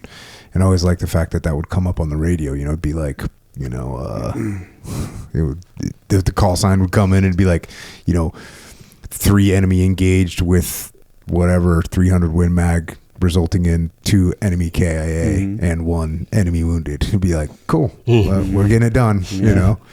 And yeah, like you said, man, you guys were getting it done too. And as I started this whole podcast off by saying, like, the amount of patrolling that you guys did on a day-to-day basis, and you know, going out in that city over and over and over and over and over and over and over again. Yeah, definitely. I used to love watching you guys though. We'd drop off a couple of you guys off, and you guys would disappear for a while, and then we'd pull you guys out of running gunfights too. So a couple times. That was pretty awesome. Yeah, we always say that we wouldn't have been able to do anything without the support of the Army and the Marine Corps, because we didn't have enough guys to QRF ourselves. Oh, yeah. You know, like we just didn't. You know, because we had guys split up all over the place. So if we got into trouble, we couldn't call ourselves.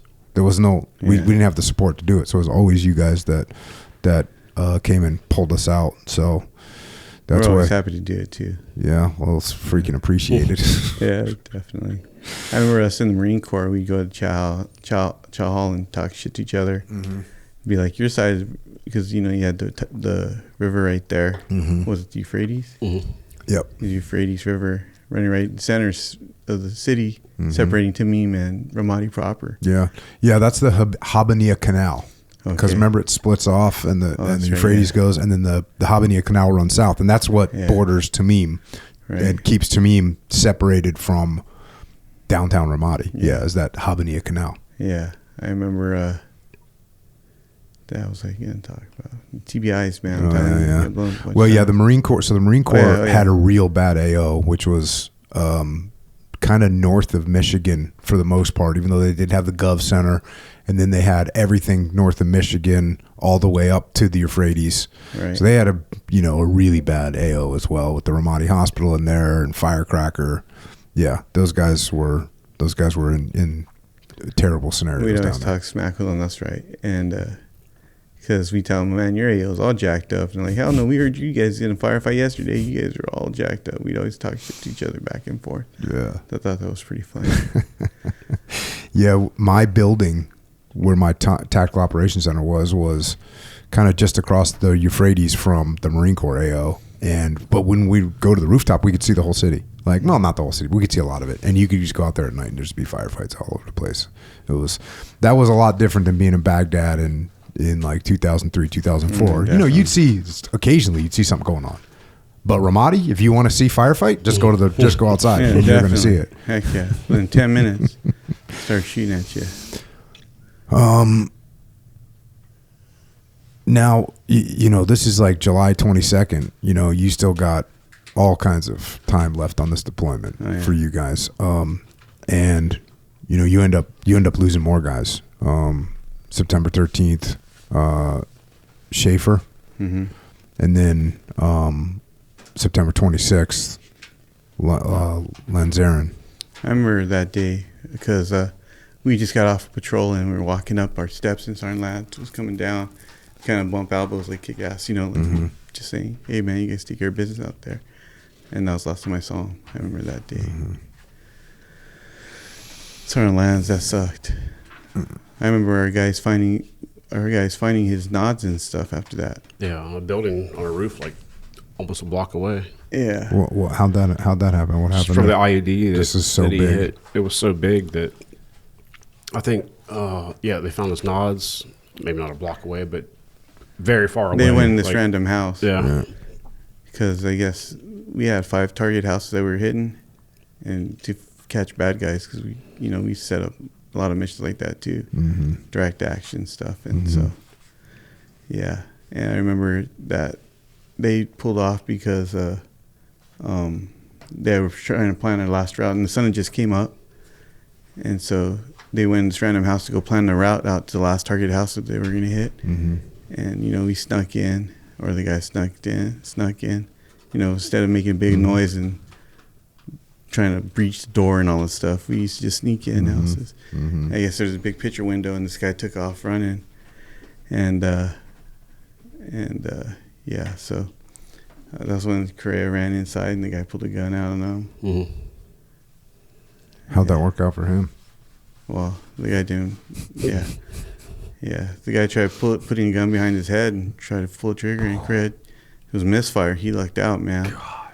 And he ended up dumping all this whole freaking magazine in this dude's chest. Damn. And then this other guy chucked a grenade out the window, and they're like, frag out. And this new kid, Johnson, it was his very first patrol, this replacement kid, like hit the deck, and he didn't get hit at all. Yeah, it was a crazy time. And that's one kid's first patrol. Yeah. Yeah. So do you start seeing the light at the end of the tunnel at some point, or you start thinking about the end of deployment?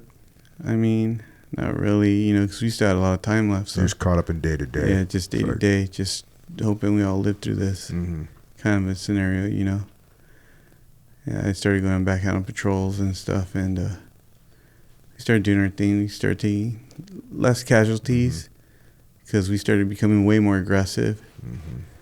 And, yeah, we became extremely aggressive, trying to take after you guys. So we were doing a lot more direct action hit kind of stuff, and catching bad guys was our whole goal after that. Yeah, it always seems to me that being more aggressive is actually safer. Absolutely, yes. Like, as opposed to being less aggressive seems to make you less safe. Yes. And taking the fight to the enemy and doing it on your terms as opposed to like doing it on their terms. Absolutely. Usually works out better. Not always. I mean, you're still going to, when you look at the whole battle of Ramadi in general, when we started pushing into the city aggressively, like definitely there's a spike in casualties, and it's the enemy attacks go up because you're in their face every day. When you're in their face every day, they're gonna come. They're gonna bring it, and they did. But over time, worse back on them. Yeah, exactly. Over time, you start making progress, and that's like, you could start to see. It sounds like even you could start to see, like, oh yeah, we're starting to make progress, and we get better. Like there's some stuff that you just can't teach. Oh yeah, you can't get from a turnover op. Like you can't explain what to look for. You can't explain like what something looks like or what looks suspicious, or something that would stand out to you after being down the same street 20 days in a row. Will stand out to you if there's some like something's changed, something's different. Oh, definitely. Whereas if someone new shows up, they don't have that pattern recognition yet. So that's, I would think, another thing that's really helpful. That's one thing that when you guys are on these long ass deployments, even though it's like brutal, at the same time, you're going to get really freaking good. Yeah, you're going to know the neighborhood. You're going to know every street, every building, the whole 9 yards. We became really good at clearing houses and stuff. Oh, yeah. That was awesome. Yeah. I mean, I used to look at my guys with pride, like we're fucking badasses now. We're kicking in doors and doing all that. We're doing that every single day. They were badasses. Yeah. Ain't no doubt about it. So when do you guys start ramping up where you start knowing when the replacement unit's coming? In November, I guess, wasn't it? And how did you start getting more paranoid towards the end of deployment? Like, I don't think I did. I was just kind of like happy a little bit. No, we got, like you said, more aggressive. Like there was parts we got pissed off of the city that like, for the longest time, nobody had even been into. And we're like, fuck it, like, we're just going to go. Let's go. They're not expecting us, so we're just going to go in there. And that's what we do. Just do thunder runs down the street, just waiting to see the IEDs and catch them off guard. Go in there and do the same thing at nighttime. And that was effective. Sounds reckless today, but it was effective. I remember doing this night operation, and we had a couple bad guys that we had to go get. And I remember stacked up on this wall outside this house, and there was a tank that was set up on an OP right outside of right on Route Michigan. There was a tank out there, and I guess some moosh guy set up a bomb underneath it, and it went off. I remember us just thinking in our heads, like, I remember looking at our guys. Nobody even reacted. We just all went inside the house. We just did our thing, flowed through the house, cleared it, came outside, and then I remember us walking, and Sergeant Randall was like, "Hey man, watch out for that is a saw blade, little trigger, those pressure plates." Yeah, a little pressure plate, saw blade, separated from another saw blade type thing that would fold on itself. Yeah. So I'm like, "What do we do about that?" And he's like, "No, just we'll call it in and let EOD figure it out. Just mark the grid." Because we had a bunch of houses that we had to hit that night. Yeah, I remember thinking that this is awesome, man. I'm like, this is crazy stuff, you know. This is what I joined the Army for. Hell yeah. Yeah. And then did you guys not get replaced? Like, did you guys do a turnover with another unit of your AO? Yeah. Oh, okay. First ID, I think it was, wasn't it? Yeah. But we set up Cop Dealer, and that was our last mission. That was the last one, yeah. That's when my squad, like, walked all the way back, like... Oh, yeah, that's right. Yeah, like 4 or 5 clicks, like, just down through the city, because for whatever reason, they didn't come out there. And we didn't have any vehicles left. All our Bradleys were blown up. All our Humvees were blown up. So, like, we just walked by static positions, check in with them, and they were watching us the whole time. But, like, yeah, they didn't, like... They didn't take over Cop Dealer. I don't know. I don't know if we scared them or what. Freaking crazy way to end deployment. Yeah. Just walk back. What do you remember about turnover ops with the guys? Were you like trying to explain to them the situation that they were facing? Kind of. I remember some of the guys were just like, "Oh man, this is crazy." I'm like, "You'll be fine, man. Just keep your head on swivel and just be aware of your situational awareness, man. And just always watch over your guys. You know, because they were medics." Yeah. So I was telling them, just make sure you guys are all good. Did you do any tattoos on anybody while you were in Ramadi? No, never deployed. Yeah. What? Never tattooed anybody when I was deployed. No way, dude. When would I have time? I was gonna say. When would I have time? Never. The only time that whenever we were gone, I was either at the gym or eating food at the chow hall or sleeping. Whenever we had some downtime. How was so you're getting ready to go home, you're heading home. How was that? What was that emotionally like leaving Ramadi? It's kind of sad. I felt like I left my heart there a little bit, you know, like I wish one day that we could go and travel back there, just kind of see how this town ended up, you know, like World War II survivors, you know, they go out to like Normandy and stuff and just kind of like, you know, wow, trip out, kind of reminisce. I don't have that feeling yet. I don't have that yet. I don't have way. it yet. Like people are like, "Oh, you want to go back there?" And I'm like, "Nope, I don't. I don't want to go back there. Maybe someday I will." Yeah. Right now, I don't have any freaking desire to go back there at all. Occasionally, something like it'd be interesting to look at it, like just stand up and walk around and not be like running around and moving from cover to cover. It might be a little bit interesting to do that, but no, I don't really have any, like guys that go back to Vietnam, you know, guys that went back to the Hanoi Hilton, you know, after they were prisoners of war there for 5, 3, 4, 7 years or whatever, you know, like they go back there. I don't have that yet for Iraq at all. Like I don't want to go back there. I don't know. I feel like I have unfinished business, man. I really want to.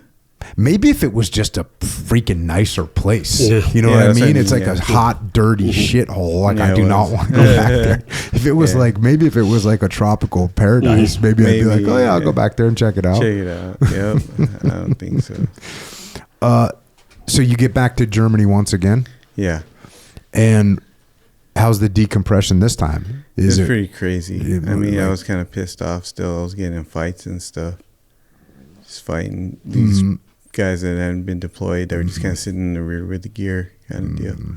And these guys would always talk smack and stuff. And I'd lose my shit on these guys. Start beating them up and stuff. Did you get in any trouble? Not really. I mean, like we always policed each other up, you know, we took care of each other, so I never was alone, you know, so I had my guys with me. But yeah, this is my stuff. Sometimes every now and then. And then what was next? You ended up, you were saying earlier you got stationed at Walter Reed, right? Yeah, and then after that I needed to decompress. So I got stationed at Walter Reed. I was there and I was in a cardiac step down ward. What's that? Like where they do a heart cast and stuff like that. What's a heart cath? I don't know what that is. Catheter. Oh, it's okay. like they put in splints or something like that, you know, or heart cath. So are you working on guys that were coming from combat, or are these like older veterans? These are older veterans and stuff, but I was also part of the incoming wounded warriors, like where I'd go in and process them. So whenever they had incoming guys that were coming from launch store or something that, these guys lost their legs or they're all jacked up, and I'd help them out. Plus, Penland was up there too, and Correa and all the guys that were injured from Ramadi were there too. Oh, that's kind of cool. So that you got to see those yeah. guys. How was it like welcoming these wounded guys? How's that affect you mentally? It was okay. I felt good because I remember seeing Sergeant Muir there. Oh, yeah. Afterwards, yeah, it's kind of heartfelt thing. I was sitting in the chow hall eating some food, and I hear this guy yell, "Hey, Doc!" I turn around and Sergeant Muir. Damn, dude. And he's walking over with his cane, and he's like, "I just want to say thank you." We hugged right there, and the whole place went silent. There's like hundreds of people in there, and the whole place went silent. And I just remember looking around. We're both kind of crying and stuff. And he's like, "Thank you, bro, for saving my life, man." And I was just like, "Man, you would have done the same thing for me, bro." It's kind of a heartfelt moment there, Awesome, man. Yeah. Yep. And that was pretty cool. And so you keep that job for... I was there for a year and a half, and I missed the line, so I re-enlisted into the Army. At this time, it was like... my original enlistment tour was 6 years. So then I re-enlisted for 4 more. And then, so... From there, I went to Fort Carson, Colorado. And because I wanted to get closer to home, towards the L.A. area. But I don't know. We're getting there. There. It's a little closer. Yeah. Closer than Germany. Closer to Germany, closer than D.C. Yeah. That place was a dump. It's crazy how from one street to the next, how it turns into like really ghetto to like, really nice in Washington, D.C. It was cool. I met a lot of cool people there, a lot of cool nurses. I got to meet Bob Dole, a lot of Secret Service agents and all this crazy stuff. So we had a special elevator, the gold elevator. The gold elevator. Yeah, the president would use and stuff and all that stuff. You had to have a certain clearance to get on the elevator. And I remember getting on it, and there was all these Secret Service dudes in there, all tacticaled out. They'd go in the interstitial floors on Walter Reed and go set up their counter sniper teams up there. Yeah, that's cool. Pretty cool stuff, man. Check. So your next assignment is with the 4th Engineers, is that right? Yes. Is that the unit you picked to go to? Kind of. I wanted to go back in the line unit, and I was hoping for an infantry unit, but they sent me to 4th Engineers. Yeah, and I always have a good time talking to engineers. Route clearance. Yeah, because no one thinks engineers just build stuff, and it's like, no, engineers freaking clear roads from bombs. I hate it. It's a freaking nightmare. I see it out on patrol. I see it out in the vehicles because they roll real slow. They'd be interrogating a possible IED or something. I'd get out. And nobody really told me anything because I was an experienced medic by that time. I remember walking up to like Taliban. They looked the part and they're mad dogging you. I knew they were Taliban. I'd walk up to them and start talking smack to them. And I remember my commander yelling at me, "Anderson, what the hell are you doing? I'm trying to pick a fight." I would tell them all kinds of crap like, "Come on, get your guys out here, man. Let's shoot this shit out right now." And this is, when did you deploy to Afghanistan then? This was 2009 to 10. Yeah. That was a rough time. Where were you? Kandahar, RC South. It was kind of cool because I had a little bit of rank on me at that time. So I was flying out all over Afghanistan because they pushed out our guys to all these different areas, these little like little fobs here and there. So that's where I met Sergeant Franz at. He was on this little fob, tiny little place, man. So I'd fly around in helicopters and all this crazy stuff, just trying to check on my guys. You'd be checking on the medics that you had? No, checking on everybody. Oh, okay. All the guys, the medics, making sure everybody got everything that they need. Got it. So, cool. but would each one of these units have their own medic with them? Yeah. That you were kind of overall in charge of, Yeah. but you go out there and check on them and make sure they have what they needed and everything's yeah. cool. Yep. And how was that deployment? It was okay. We didn't really have that many casualties. I got in there, and they had just deployed from Iraq to Afghanistan. So they were, I think I had like 6 months in Afghanistan that tour, something like that, 7 months. Because they had already, when I got to the unit, they had already deployed. And so I was back there trying to train the guys up, all these new guys. using my combat scenarios, trying to train them up, and I was doing all these like the TC3, the tactical combat. TCCC, Yeah, that's teaching them all that stuff because everything had changed by then. Now we did mace reports for people getting blown up and stuff. Back then, Ramadi, man, you get blown up, it's like, hey, man, you good? Charlie Mike this. Let's continue mission, man. What was the new protocol? They do mace reports What if is you're that? even near a blast. And it's like they pull you off the line for a couple concussion days. protocol type thing? Yeah, just make sure that your head was okay. But I forgot the acronym stood for mace report. But they used to have to do that because I guess they started finding out that all these blasts and stuff, man. Yeah, it turns out they might not be very good Yeah, for you. that's why I say TBI, man, because I've been blown up like over half a dozen times. You know, it's crazy stuff. Yeah. And what they're finding out now is not just getting blown up. It's when you're shooting a 50 cal. It's when you shoot a rocket. It's when you throw crash bangs into a room. It's when you're like anything, like blown breaching charges. Like all these little micro concussions over time, which we have probably literally thousands of them. You know, like, I mean, I used to be like a range safety officer. We'd be shooting rockets.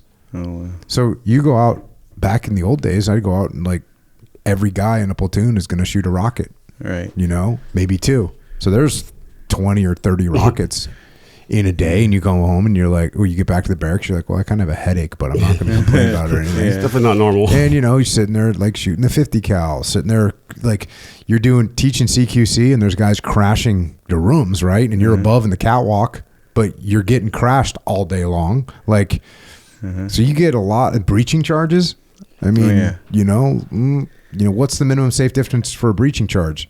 It's pretty freaking close. And what's the minimum safe distance for a breaching charge in combat?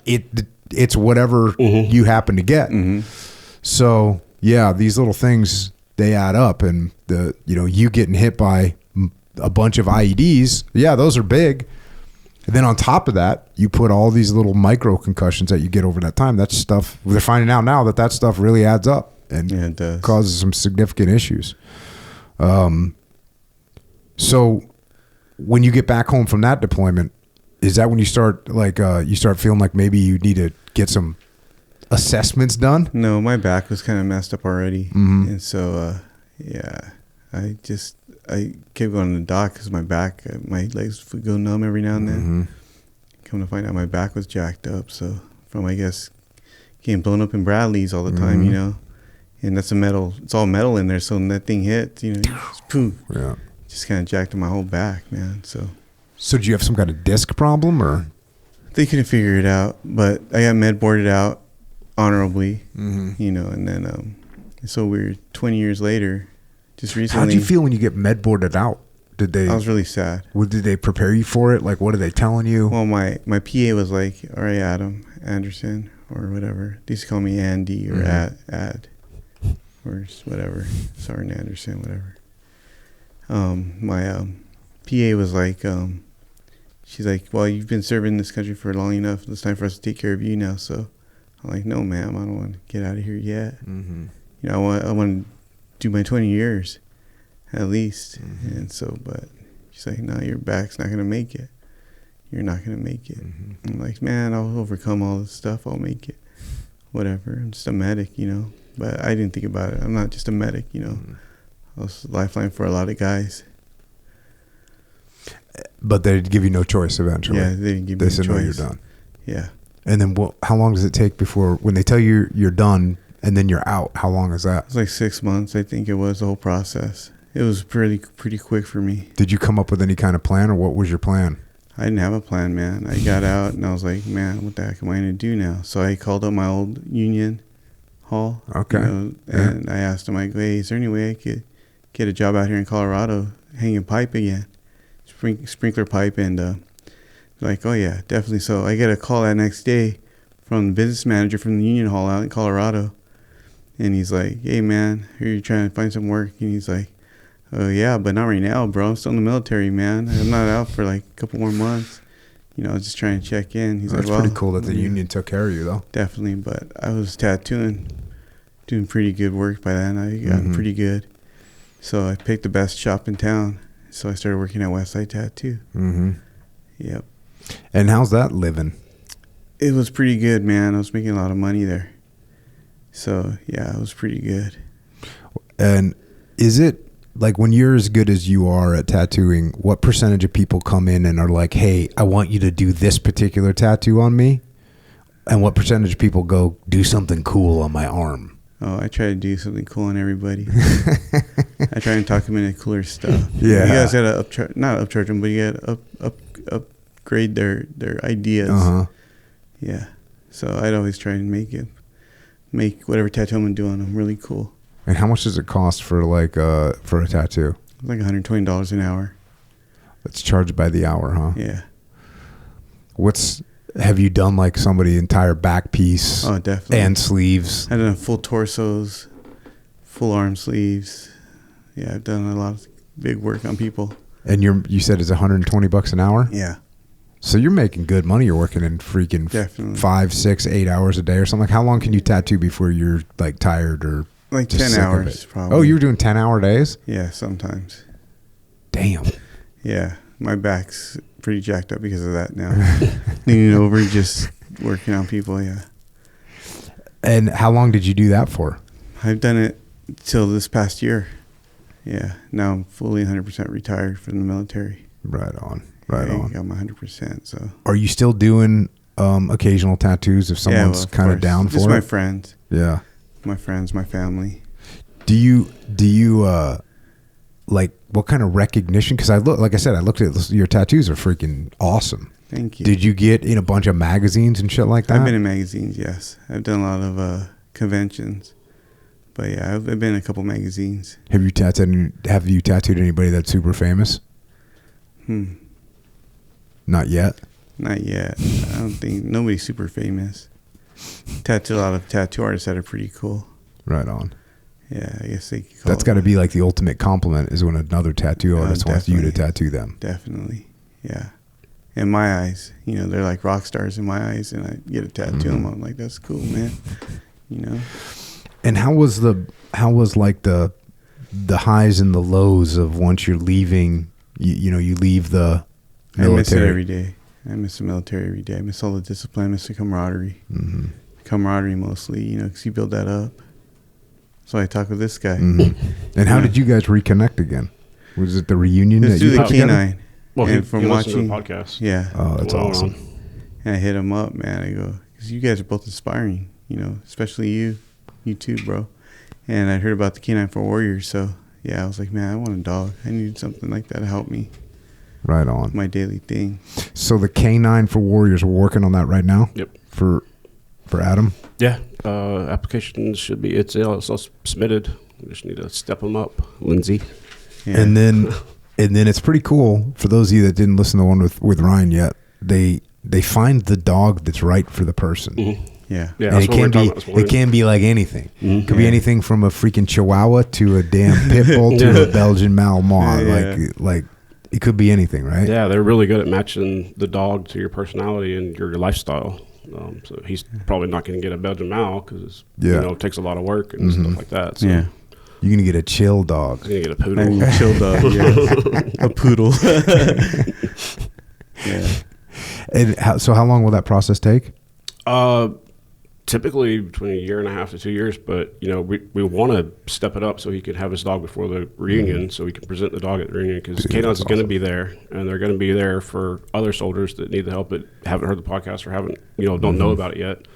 So that's what we want to do is because not just him, just from being on the podcast and talking about it, 3 soldiers total that I know of. Like I've walked them through the process of getting a dog. That's outstanding. Yeah. Yeah. So.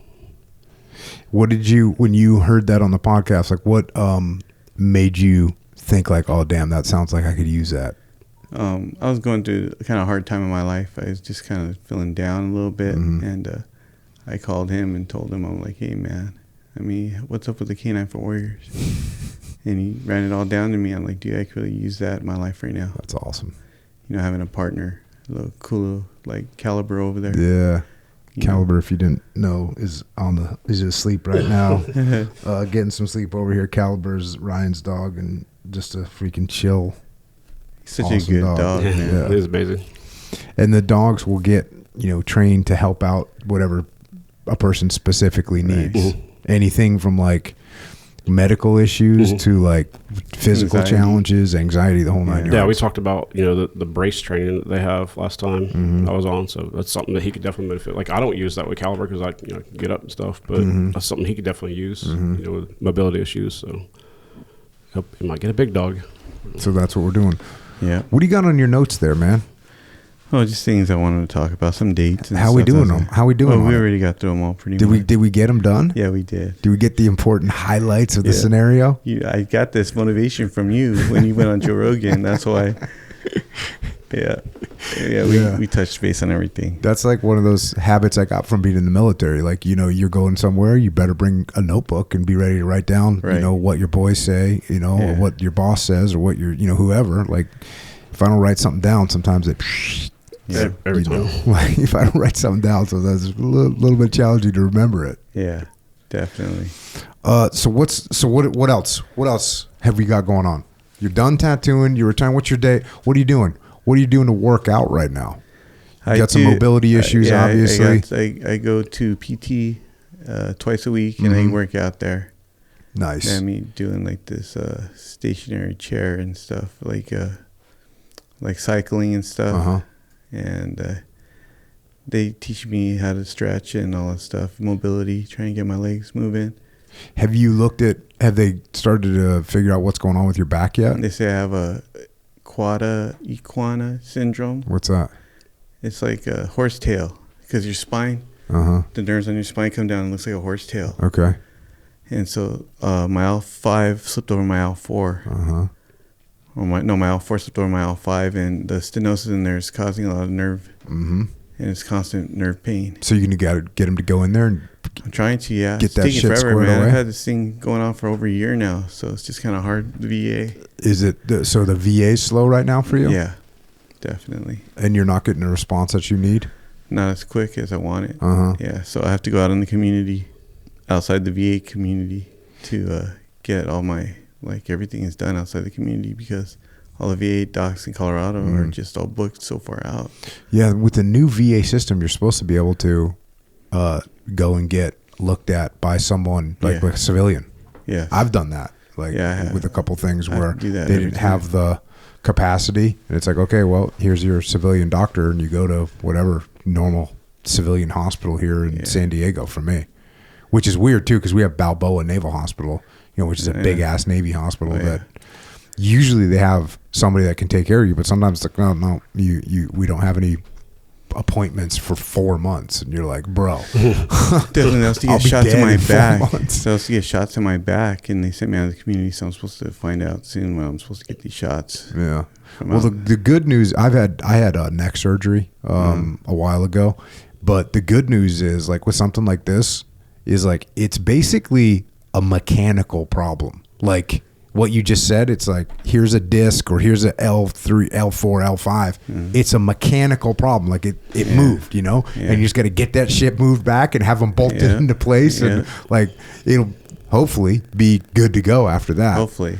Most of the time they're pretty good at it. There are always risks, this, you're a doc, but there's sometimes they're like, hey man, if we could do this surgery and it might not help. That does happen from time to time. They'll tell you, hey, we might do the surgery and it can get worse. That can happen from time to time. Generally speaking, most of the people that I know, myself included, when I got surgery, got better, got way better. Yeah. And so, yeah, man, you suck it up. 51 right now, so yeah, you're gonna however long it takes for them to get it all organized, but then hopefully you get in there, get under the knife. They, again, I look at it just like a carpenter. Hey, there's a piece of wood that needs to get moved over a little bit and bolted into place. That's basically what they're gonna do when they get in there, which is square it away. And that's it, man. That's what we're doing right now. Yeah. Well, I went to the TBI clinic too. And how's that working out for you? It was all right because I built up a stutter, I guess. I noticed this. And I told the docs about that. They sent me to the TBI clinic and had to take speech classes again. And then what do they tell you to get rid of a stutter? Because isn't a stutter caused because you're thinking about the fact that you're stuttering? Isn't that like one of the things that causes it? You know, us Army guys, we always talk smack. So being on the ball and quick with your comebacks, man. And I noticed that I couldn't do that all that quickly anymore. You know, it's hard for me to remember a lot of stuff.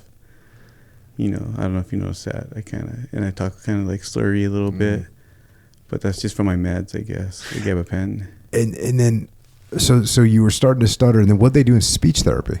Like, what do they have you like say tongue twisters and shit like that? Or they just had me trying to focus on saying what's on my mind, you know, instead of just like, you know, like do all stupid stuff. But yeah, just try to focus on what's on my mind, trying to spit it out. That was my issue. I kept having, I think it, but it wouldn't come out the way I would think it, or I'd forget certain words, and I just kind of like, you know, forget what the heck I'm talking about sometimes, you know. Well, you've been kind of knocking it out of the park today. You only forgot one word. I forget what the word was, but you forgot one word. Security. Yeah, you forgot security. See, you remembered it. I did. Yeah, you forgot the word security. Yeah. Other than that, you're kind of knocking it out of the park, bro. Thank you. Sounded good to go. Yeah. And so one of the reasons that I love having you out here, and Ryan coming back again, just to let people know about Canines for Warriors. It's caninesforwarriors.org.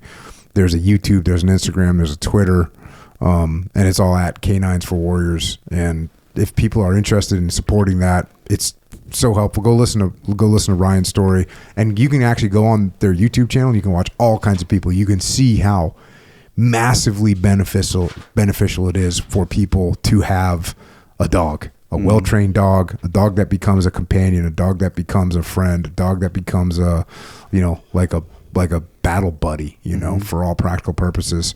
And, you know, I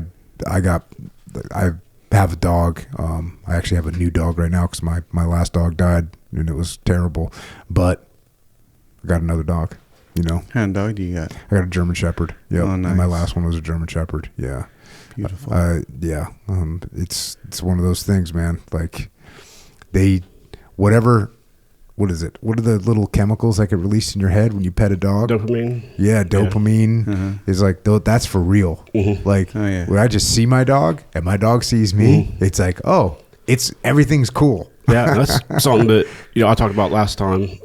Same thing happened like at the airport. Somebody sees Caliber. Like, there was a lady that was really nervous about flying, and she sat down on the plane next to me, and she was like, that just made my day. Like, that just made the whole flight. And I was letting her like play with Caliber the whole time. Like, I got lucky and ended up getting like a whole row to myself, and she was just petting the whole time. And Caliber is really good at identifying stuff, because I was sitting there last night, we were talking about some stuff, and I started feeling really anxious, and my body started, kind of getting a little anxiety attack, and Caliber came and sat on my feet. And he's like, see, he knows. I'm like, yeah, that's cool, man. Yeah. So I was petting Caliber. I'm like, thank you, Caliber. That's awesome. You had a Harley Davidson jacket on. Yeah. Earlier. Sure. You still got a bike? Oh, you got a Harley shirt on. Yeah. You got a bike? Yeah. What kind of bike you got? It's a Street Bob, 2024 Street Bob. Nice. Pretty cool. You're out there rolling still. Not really. Not all that much anymore, man. My back's so messed up right now. Were you into bikes when you were a kid? Yeah, kind of. Yeah. My dad was always pretty cool, man. He had dirt bikes for us and mini bikes. Always had that kind of stuff growing up. Check. Those are probably not going to be ideal for your back at this juncture in your life. No, but I like having my motorcycle. Do you do art on your motorcycle? No. No pinstripes or anything like that? No, like that. No freaking skulls on the gas tank? No, sir. It's Dodger Blue. Dodger Blue. Yes, sir. That'll do it, dude. Awesome. Yeah. Does that get us up to speed? Yeah. You think? Get us up to speed, man? We cover all the bases? Yes, sir. Awesome. Ryan, you got anything that we missed at all? Oh, no, I don't think so. Does Echo still not like dogs? Oh, Echo's evil. That's what that was funny when y'all talked about that afterwards. For the record, Echo's had his run-ins with dogs. Really? No, I just wanted to poke fun at it a little bit. It's good now. Right on. No, it's an awesome organization, and like I said, when you go and check out their website, you can see how just talking to you last time, it's very clear how helpful it is. And then when you see all of the other examples of people that have been able to do so well once they got their dog and they have that companion and a sense of purpose as well. It's like, Yeah. you know, it's cool that you rely on your dog, but your dog relies on you. Yeah. You know, it's like a two-way street. It does give you a sense of responsibility. Yeah. So, Yeah. So and hopefully, you know, just from this podcast again, hopefully it leads more people to go in that direction. And also, what I emphasize also, just if you need help, it's out there. So, yeah, man. if you Awesome. can. Awesome. Adam, you got anything else, man? Any closing thoughts? Anything we missed? No, sir. Just you're a very inspiring person, man. I've been doing a lot of research on you. Right on. You're cool, man. I dig it. I dig what you do, man. Thank you so much for everything that you do. Well, thank you, man. It's awesome to have you guys on here.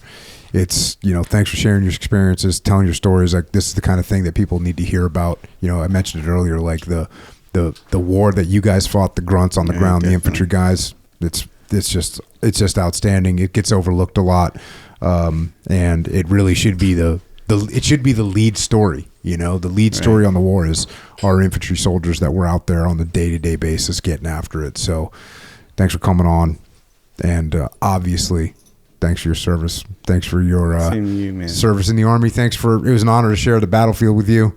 Yes, absolutely. And Same here. for what you and for what your brothers did, and for the brothers that you lost, we won't forget it, bro. Yes, sir. Thank you. Thank you. And with that, Adam and Ryan have left the building. Great to hear from those guys. One of the things that I had in my notes that I didn't mention, which is pretty cool, it was a significant amount of time after Ramadi, Adam, they like tracked down one of the events with Adam. It's actually the one I read about with him rescuing Muir, and he was given a Army comm with V for that action. So I failed to mention that during the podcast. I was talking with him afterwards, and that came up. So pretty awesome. I had it in my notes, and I just failed to mention it because it's pretty cool. That kind of closure happens. You know, the military. You know, we always hear about the military screwing things up, but the military gets some things right too. You know, I had some guys get their awards, elevated. You know, after like 8 years or something like that. How does that happen? The way I understand it, I'm not 100% sure, but what happened, this is what I know happened. At some point, 3 of my guys who had received Bronze Stars with V's were located, notified that they were their award had been upgraded to a Silver Star. One of them is JP Deneau. He was awarded. I put him in for a Silver Star, and he initially got a Bronze Star with V. Seth Stone, who was given a Bronze Star with V, awarded a Bronze Star with V, and his award was elevated like 10 years later. And one of the medics, who I don't use his name because I don't think he wants to be public, but a good friend of mine, who is a medic, a corpsman, and he was awarded a Bronze Star with V, and that was upgraded. But again, it was after 10 years, and apparently, please don't quote me on this,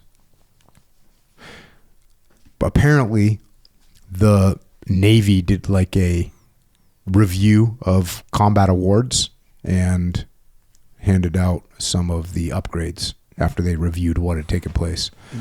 So that was pretty cool, but it was 10 years later.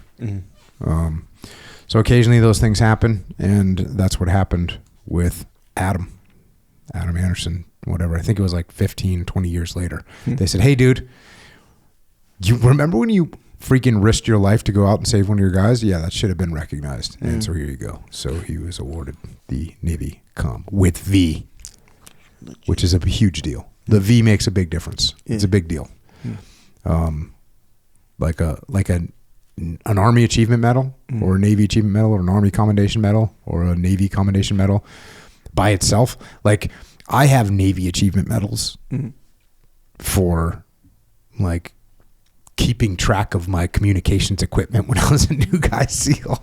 Like that's just way It's just not even in the same ballpark. Gotcha. So to what we're talking about here. I think Leif and Seth used to make fun of me because I had 5 Navy Achievement Medals, which is a Navy Achievement Medal is the lowest award you can get like in the Navy. Hell yeah. It's good job. It's peacetime, nothing going on. You're an enlisted guy in the days.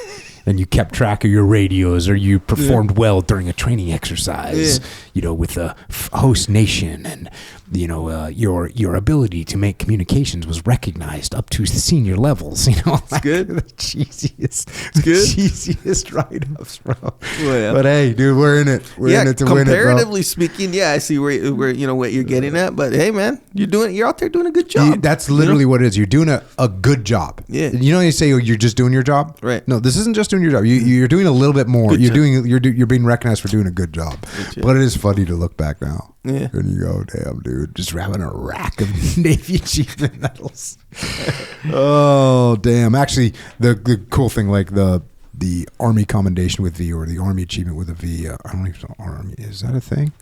Anyways, then the Army, the ARCOM with a V is a badass award, and one thing that was some of my guys got it from the Army. And they are very, including Seth Stone, by the way. He was always very proud of his Army comm with V. Wait, I think he had one. Yeah, he had one. Either it was him or I know his guys. Several of his guys had the ARCOM with V, and they were very stoked on it. So there you go, Adam Anderson. Awesome to hear from him today. Awesome to hear his grunt perspective, infantryman perspective. These are the guys, I'm telling you, man. These guys rolling out there every day, 8 hours on, 8 hours on QRF, and then 8 hours to prepare for your next mission. And like being on QRF is not like, being on QRF in Ramadi is like, okay, we're leaving. We're just about guaranteed to have to roll out. Yeah. Everyone's getting in firefights. Everyone needs support. So that's what they were doing month in, month out. And just nothing but respect and admiration and thanks to these guys. All that being said, when you're done with that mission, you got to find your next mission. And we had some good talks once I'm always... Look, we have more talk. We talk more than just during the podcast. So we're just talking to Adam about just, we talked about a little bit on the podcast, his back and all that stuff. So he's actually done a great job getting himself back into shape to try and get that handled. So you got to handle that physical piece. He said he lost 100 pounds. Yeah. So he's handling the physical piece. Hopefully you get that back stuff straightened out. And you got to stay ahead of that stuff is my recommendation. Stay ahead of it. And what happened was he had a motorcycle accident. When you get injured, now all of a sudden you're not doing what you're normally doing. That's when things can start to slip away a little bit. So you gotta be heads up on that. Make sure that your lifestyle, when you get injured or something, you can't be as active as you normally are. You got to make sure you keep up with your lifestyle. Make sure that you're doing the right things as much as you can. Because if you can't run every day, well, because you got a bad knee, well, what can you do every day? Can you go on the hand bike? Can you at least walk? You go for a long walk. Do you have to adjust your caloric intake? Yes. That's big. Because that jams people up. Because people are used to, I'm working out all day and I'm eating, 5,000 calories a day. Then you stop working out. You're still consuming 5,000. Actually, you might even be consuming more. Yeah. Because when you're working all day and you're working hard doing something physical, you don't even have time to eat. Yeah. And so plus when you sit down to eat, me personally, not speaking for everybody, I'm not, like when I get done training, I'm not hungry right then. You know what I'm saying? Yep. Guess when I get hungry? A few hours after. And boredom. That's what I was going to say, when you get bored. Yeah, boredom. Yeah. Just boredom eating. And also, not to beat a dead horse, but I will. Also, you got to watch out for these sneaky calories. When it's like, oh yeah, I ate this meal, and then you drink something with like 300 calories in it. For an average person, what it takes to burn off 100 calories? 100. How many? 1 mile. 1 mile run. Run or walk, whatever you want to do.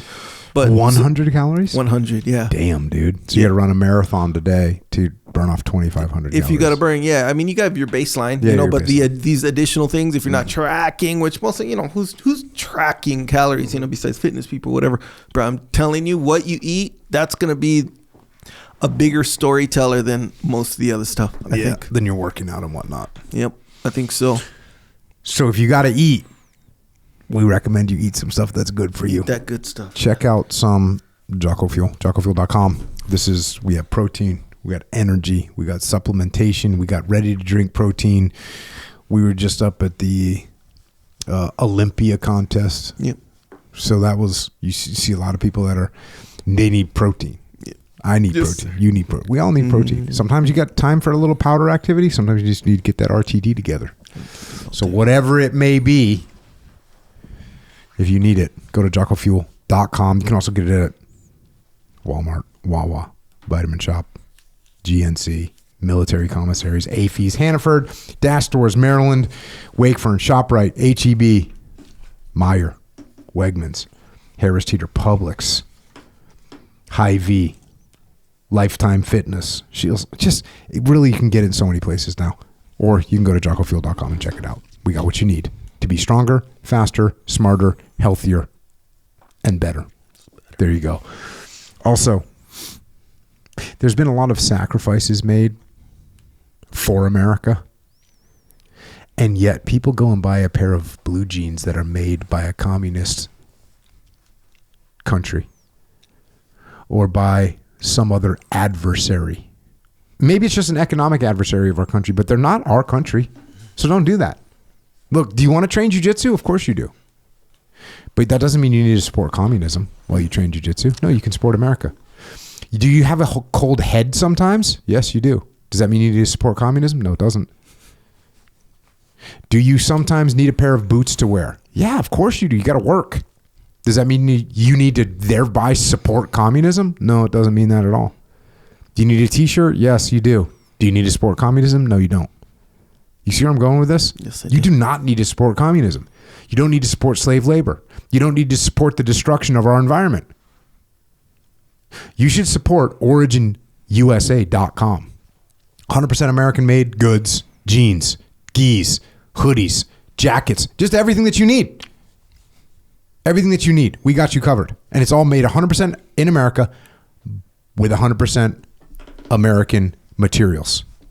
So go to OriginUSA.com, start working hard wearing American jeans and American boots, start keeping yourself a little bit toasty with an American hoodie, train jiu-jitsu in American gi or an American-made rash guard, 100%. That's what we're doing. Get some. What's that? It's so I have I have two of them. It's a long sleeve. It's kind of like it's not a windbreaker, but it's long sleeve, no buttons, hood. There's a hood on it, kind of thinner material. Zipper? Is that a zipper? No zipper. Joe Moss wears them all the time. No zipper at all? No. It's like a shirt, but it's made out of almost like a dry fit material. It's called something. RTX maybe? Burr. Burr. Yeah, Burr. Yeah. So this is a material, American-made material. It's called Burr, and it's everything that you need when that's what I wear when I work out. Of course. Yeah, like it dries Moisture fast. wicking, dry Yeah. fast, keeps you cool, whole 9 yards. Bro, I wear those kind of as one of the standard uniforms. Pretty much anywhere. Oh, is this a revelation? No. Where have you been? No. I've been doing it, but Okay. I'm revealing that. Oh, okay. You know? The reveal. These are it's completely all purpose. I mean, look, I'm not going to the snow. I live in San Diego. Well, when I go in the snow, I wear it as a base layer, 100%. underneath. Yeah, 100%. I understand. So comfortable. Yeah. So good to go. But yeah, that's one of Yeah, man, so we got your base layer, 100% made in America, or your workout layer, 100% made in America. Yeah. I thought you were talking about the stow jacket. No. The stow jacket I bring with me everywhere. You know my little I guess it's briefcase, but it's like a fabric briefcase that I carry everywhere. You see me with it all the time. But in the bottom layer of that, I have the stow jacket, black stow jacket. So if there's chaos breaks out, No worries. rain, wind, whatever, let's go. Yeah. Bring it. I'm good to go. Yep. That stow jacket is kind of mandatory. And then they just came out with something, I forget what it's called, but it's bonded fleece. Yeah. So it's basically like a windproof hoodie Yeah. with a zipper. Do we in the know what front. bonded means? If we're Yeah, not it's in the like apparel business. it gives it like a wind water resistant and wind resistant layer on a hoodie. Oh, it's like a little shield. So Yeah, if like it's a little bonded, it shield. means Yeah, like yeah, you're yeah. kind of blocked. You're, Yeah, you're shielded. That's it. Okay. I got one of those coming. I just ordered it a few days ago, and it's on the way. So that's good to know. So, a lot of good stuff. So there you go. on there. OriginUSA.com. Get some. They go deep. Also, JockoStore.com is where you can get your apparel. We got shirts and hoodies on there. Got some hats on there. Got shorts on there. Got new designs across the board. The newest one, stand by to get some. But if you want to get the heads up on these new designs, sign up on the email list. Easy money. I don't spam. I promise I don't spam. You just valuable alerts. Check. See what I'm saying? And not very often either, too. They're kind of rare. But when they come, they're good. They're valuable. If you sent me spam, I actually wouldn't mind it too much. I know you're not going to, but like you wouldn't mind. Usually you send some pretty good stuff. Oh, yeah, because it's at least interesting. Yeah. Yeah. But yes, but it won't be spam. Bro, I'm anti-spam. spam is crazy. Yeah, spam. I don't know. The whole spam is industry. insane. It's an industry, isn't it? Yep. It totally Just is. send spam. And then there's spam and scam too, by the way. What's that? So, because they'll spam a bunch of people. Spamming means just mass sending stuff that doesn't have value or whatever, and then hoping that someone, like a real small percentage of people, will respond to it in a gullible way and get tricked by their trickery. See what I'm saying? My wife was showing me this reel the other day. Oh yeah. But it was a scam. There was someone that was scamming, made the phone call, and this woman, and she's obviously has been waiting for someone to try and scam her. She had this thing set up because she was recording the whole thing. Yeah. So good. And basically she goes, the person's like, oh, you have some bunch of gold or money in a bank account. Right. We just need your credit card number so we can transfer the money. And the woman's like, oh my gosh, that's the best news. Thank you so much. I'm driving right now. If you give me a second, I'll pull over so I can get my credit card out for you. And she goes, oh, okay. And she goes, yeah, I just need to pull over. She goes, well, just give me your credit card number. And she goes, yeah, I just need to pull over and then she has a recorded car crash. So she's like, she plays the recorded car crash and then she starts acting like she's been in a car crash. She's like, I've just crashed my car. And the woman's like, can you get to your credit card still? And he's like, I can't breathe. I can't breathe. I'm bleeding. And the woman's like, well, can you reach your credit card? It was pretty crazy to listen to. Yeah, that's like where it's at. Revealing just how freaking degenerate the scammers can be. Bro, those ones that they kind of take revenge on the scammers, they're like, that's endless entertainment. I did revenge on the scammer one time, and it was a tax guy that was, have you ever had that one?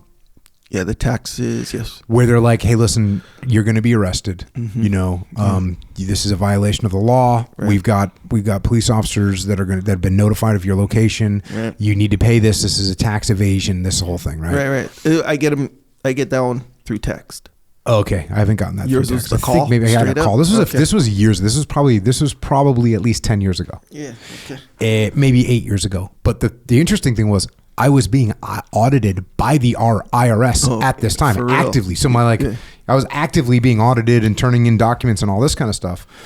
And so when they called my wife first, she freaked out. Right. My wife, she's not even from this country, bro. She's from England. She's like, and let's face it, in England right now, they'll like, you can't make a post on social media without them arresting you. So my wife's like, so they're telling my wife, like, your husband, he's going to be arrested. And she's like, oh. The funny thing, my son, who was like 10 years old at the time, was in the background. He heard it on the speakerphone in the car, and he's like, it's a scam. It's a scam. It's a scam. But my wife didn't believe him. Yeah, that's real. So she gave them my number. Oh, okay. And I was at an event somewhere, and so I get like 5 phone calls and 3 texts from her that are like, the IRS is calling you. Yeah. Anyways, long story short, took me 13 seconds to realize that this guy was a scammer. Yeah. And then I kept him on the phone for as long as I could. And here's why I'm telling you this whole story is because when he finally realized I wasn't going to give him any information and he had just wasted a half an hour of his time, he was mad at me. Yeah, that's how. He was mad at me, bro, because I wasted his time. So there you go. Oh, watch out for the scams. I see those responses as well. Yes. So yes, I don't scam. Of course, I don't scam. I mean, it'd be kind of easy to seek retribution on me if I scam, but I don't spam. I'm anti-spam. And you don't scam. No spam. You're no anti-spam, anti-scam. Anti-spam, So there you go. anti-scam. JockoStore.com. 100%. Jocko Store. You get a good, valuable email, relevant, the whole deal. You know, especially if you want to get the bite on these new things that come out. And there's going to be a few coming out. So there you go. Anyway, JockoStore.com. Oh, also on Jocko Store is the shirt locker. New design every month. A little bit more creative. But anyway, go there. You can check out some of the designs if you go on the page or whatever. But yeah, it's all on JockoStore.com. Check.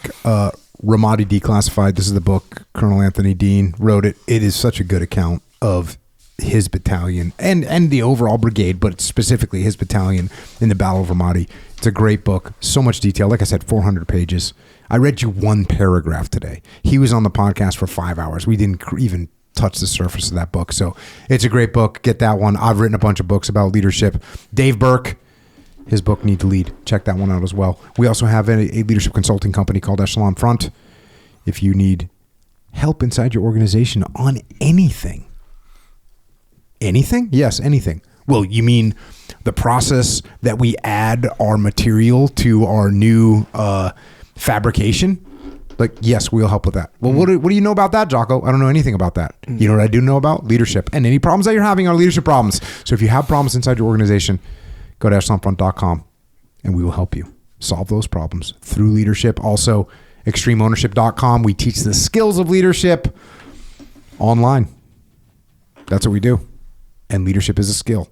And it's a skill that you need to be taught, and it's a skill that you need to practice. And you can do both of those things at extremeownership.com. So check those out. And if you want to help service members, active and retired, you want to help families, you want to help Gold Star families, check out Mark Lee's mom, Mama Lee. She's got an incredible charity organization. If you want to donate, you're going to get involved. Go to americasmightywarriors.org. Also check out heroesandhorses.org. And finally, Jimmy May's organization, beyondthebrotherhood.org. And lest we forget, Canines for Warriors. You've heard what it did for Ryan. You can go look at some of those other stories that they tell.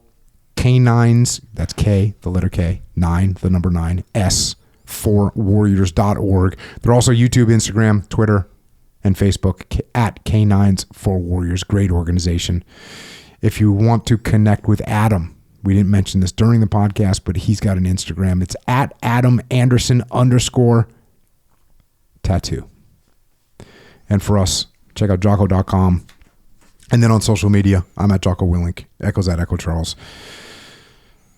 Set yourself a time limit of about 3.5 minutes and then get off that satanic device. It's not helping you in any way, shape, or form.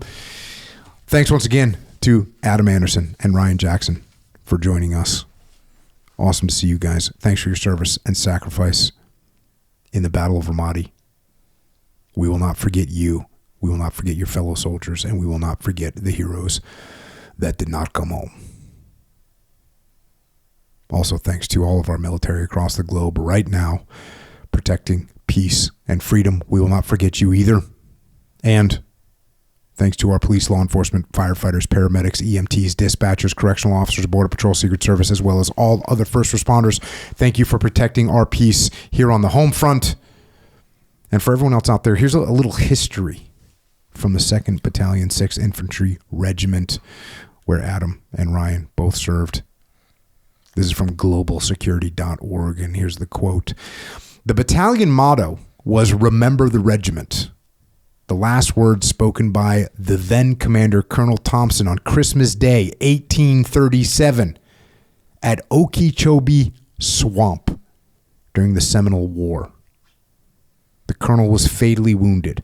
Having fallen below swamp waters, a private from the regiment pulled his fallen commander's head above the water so he could utter his last words.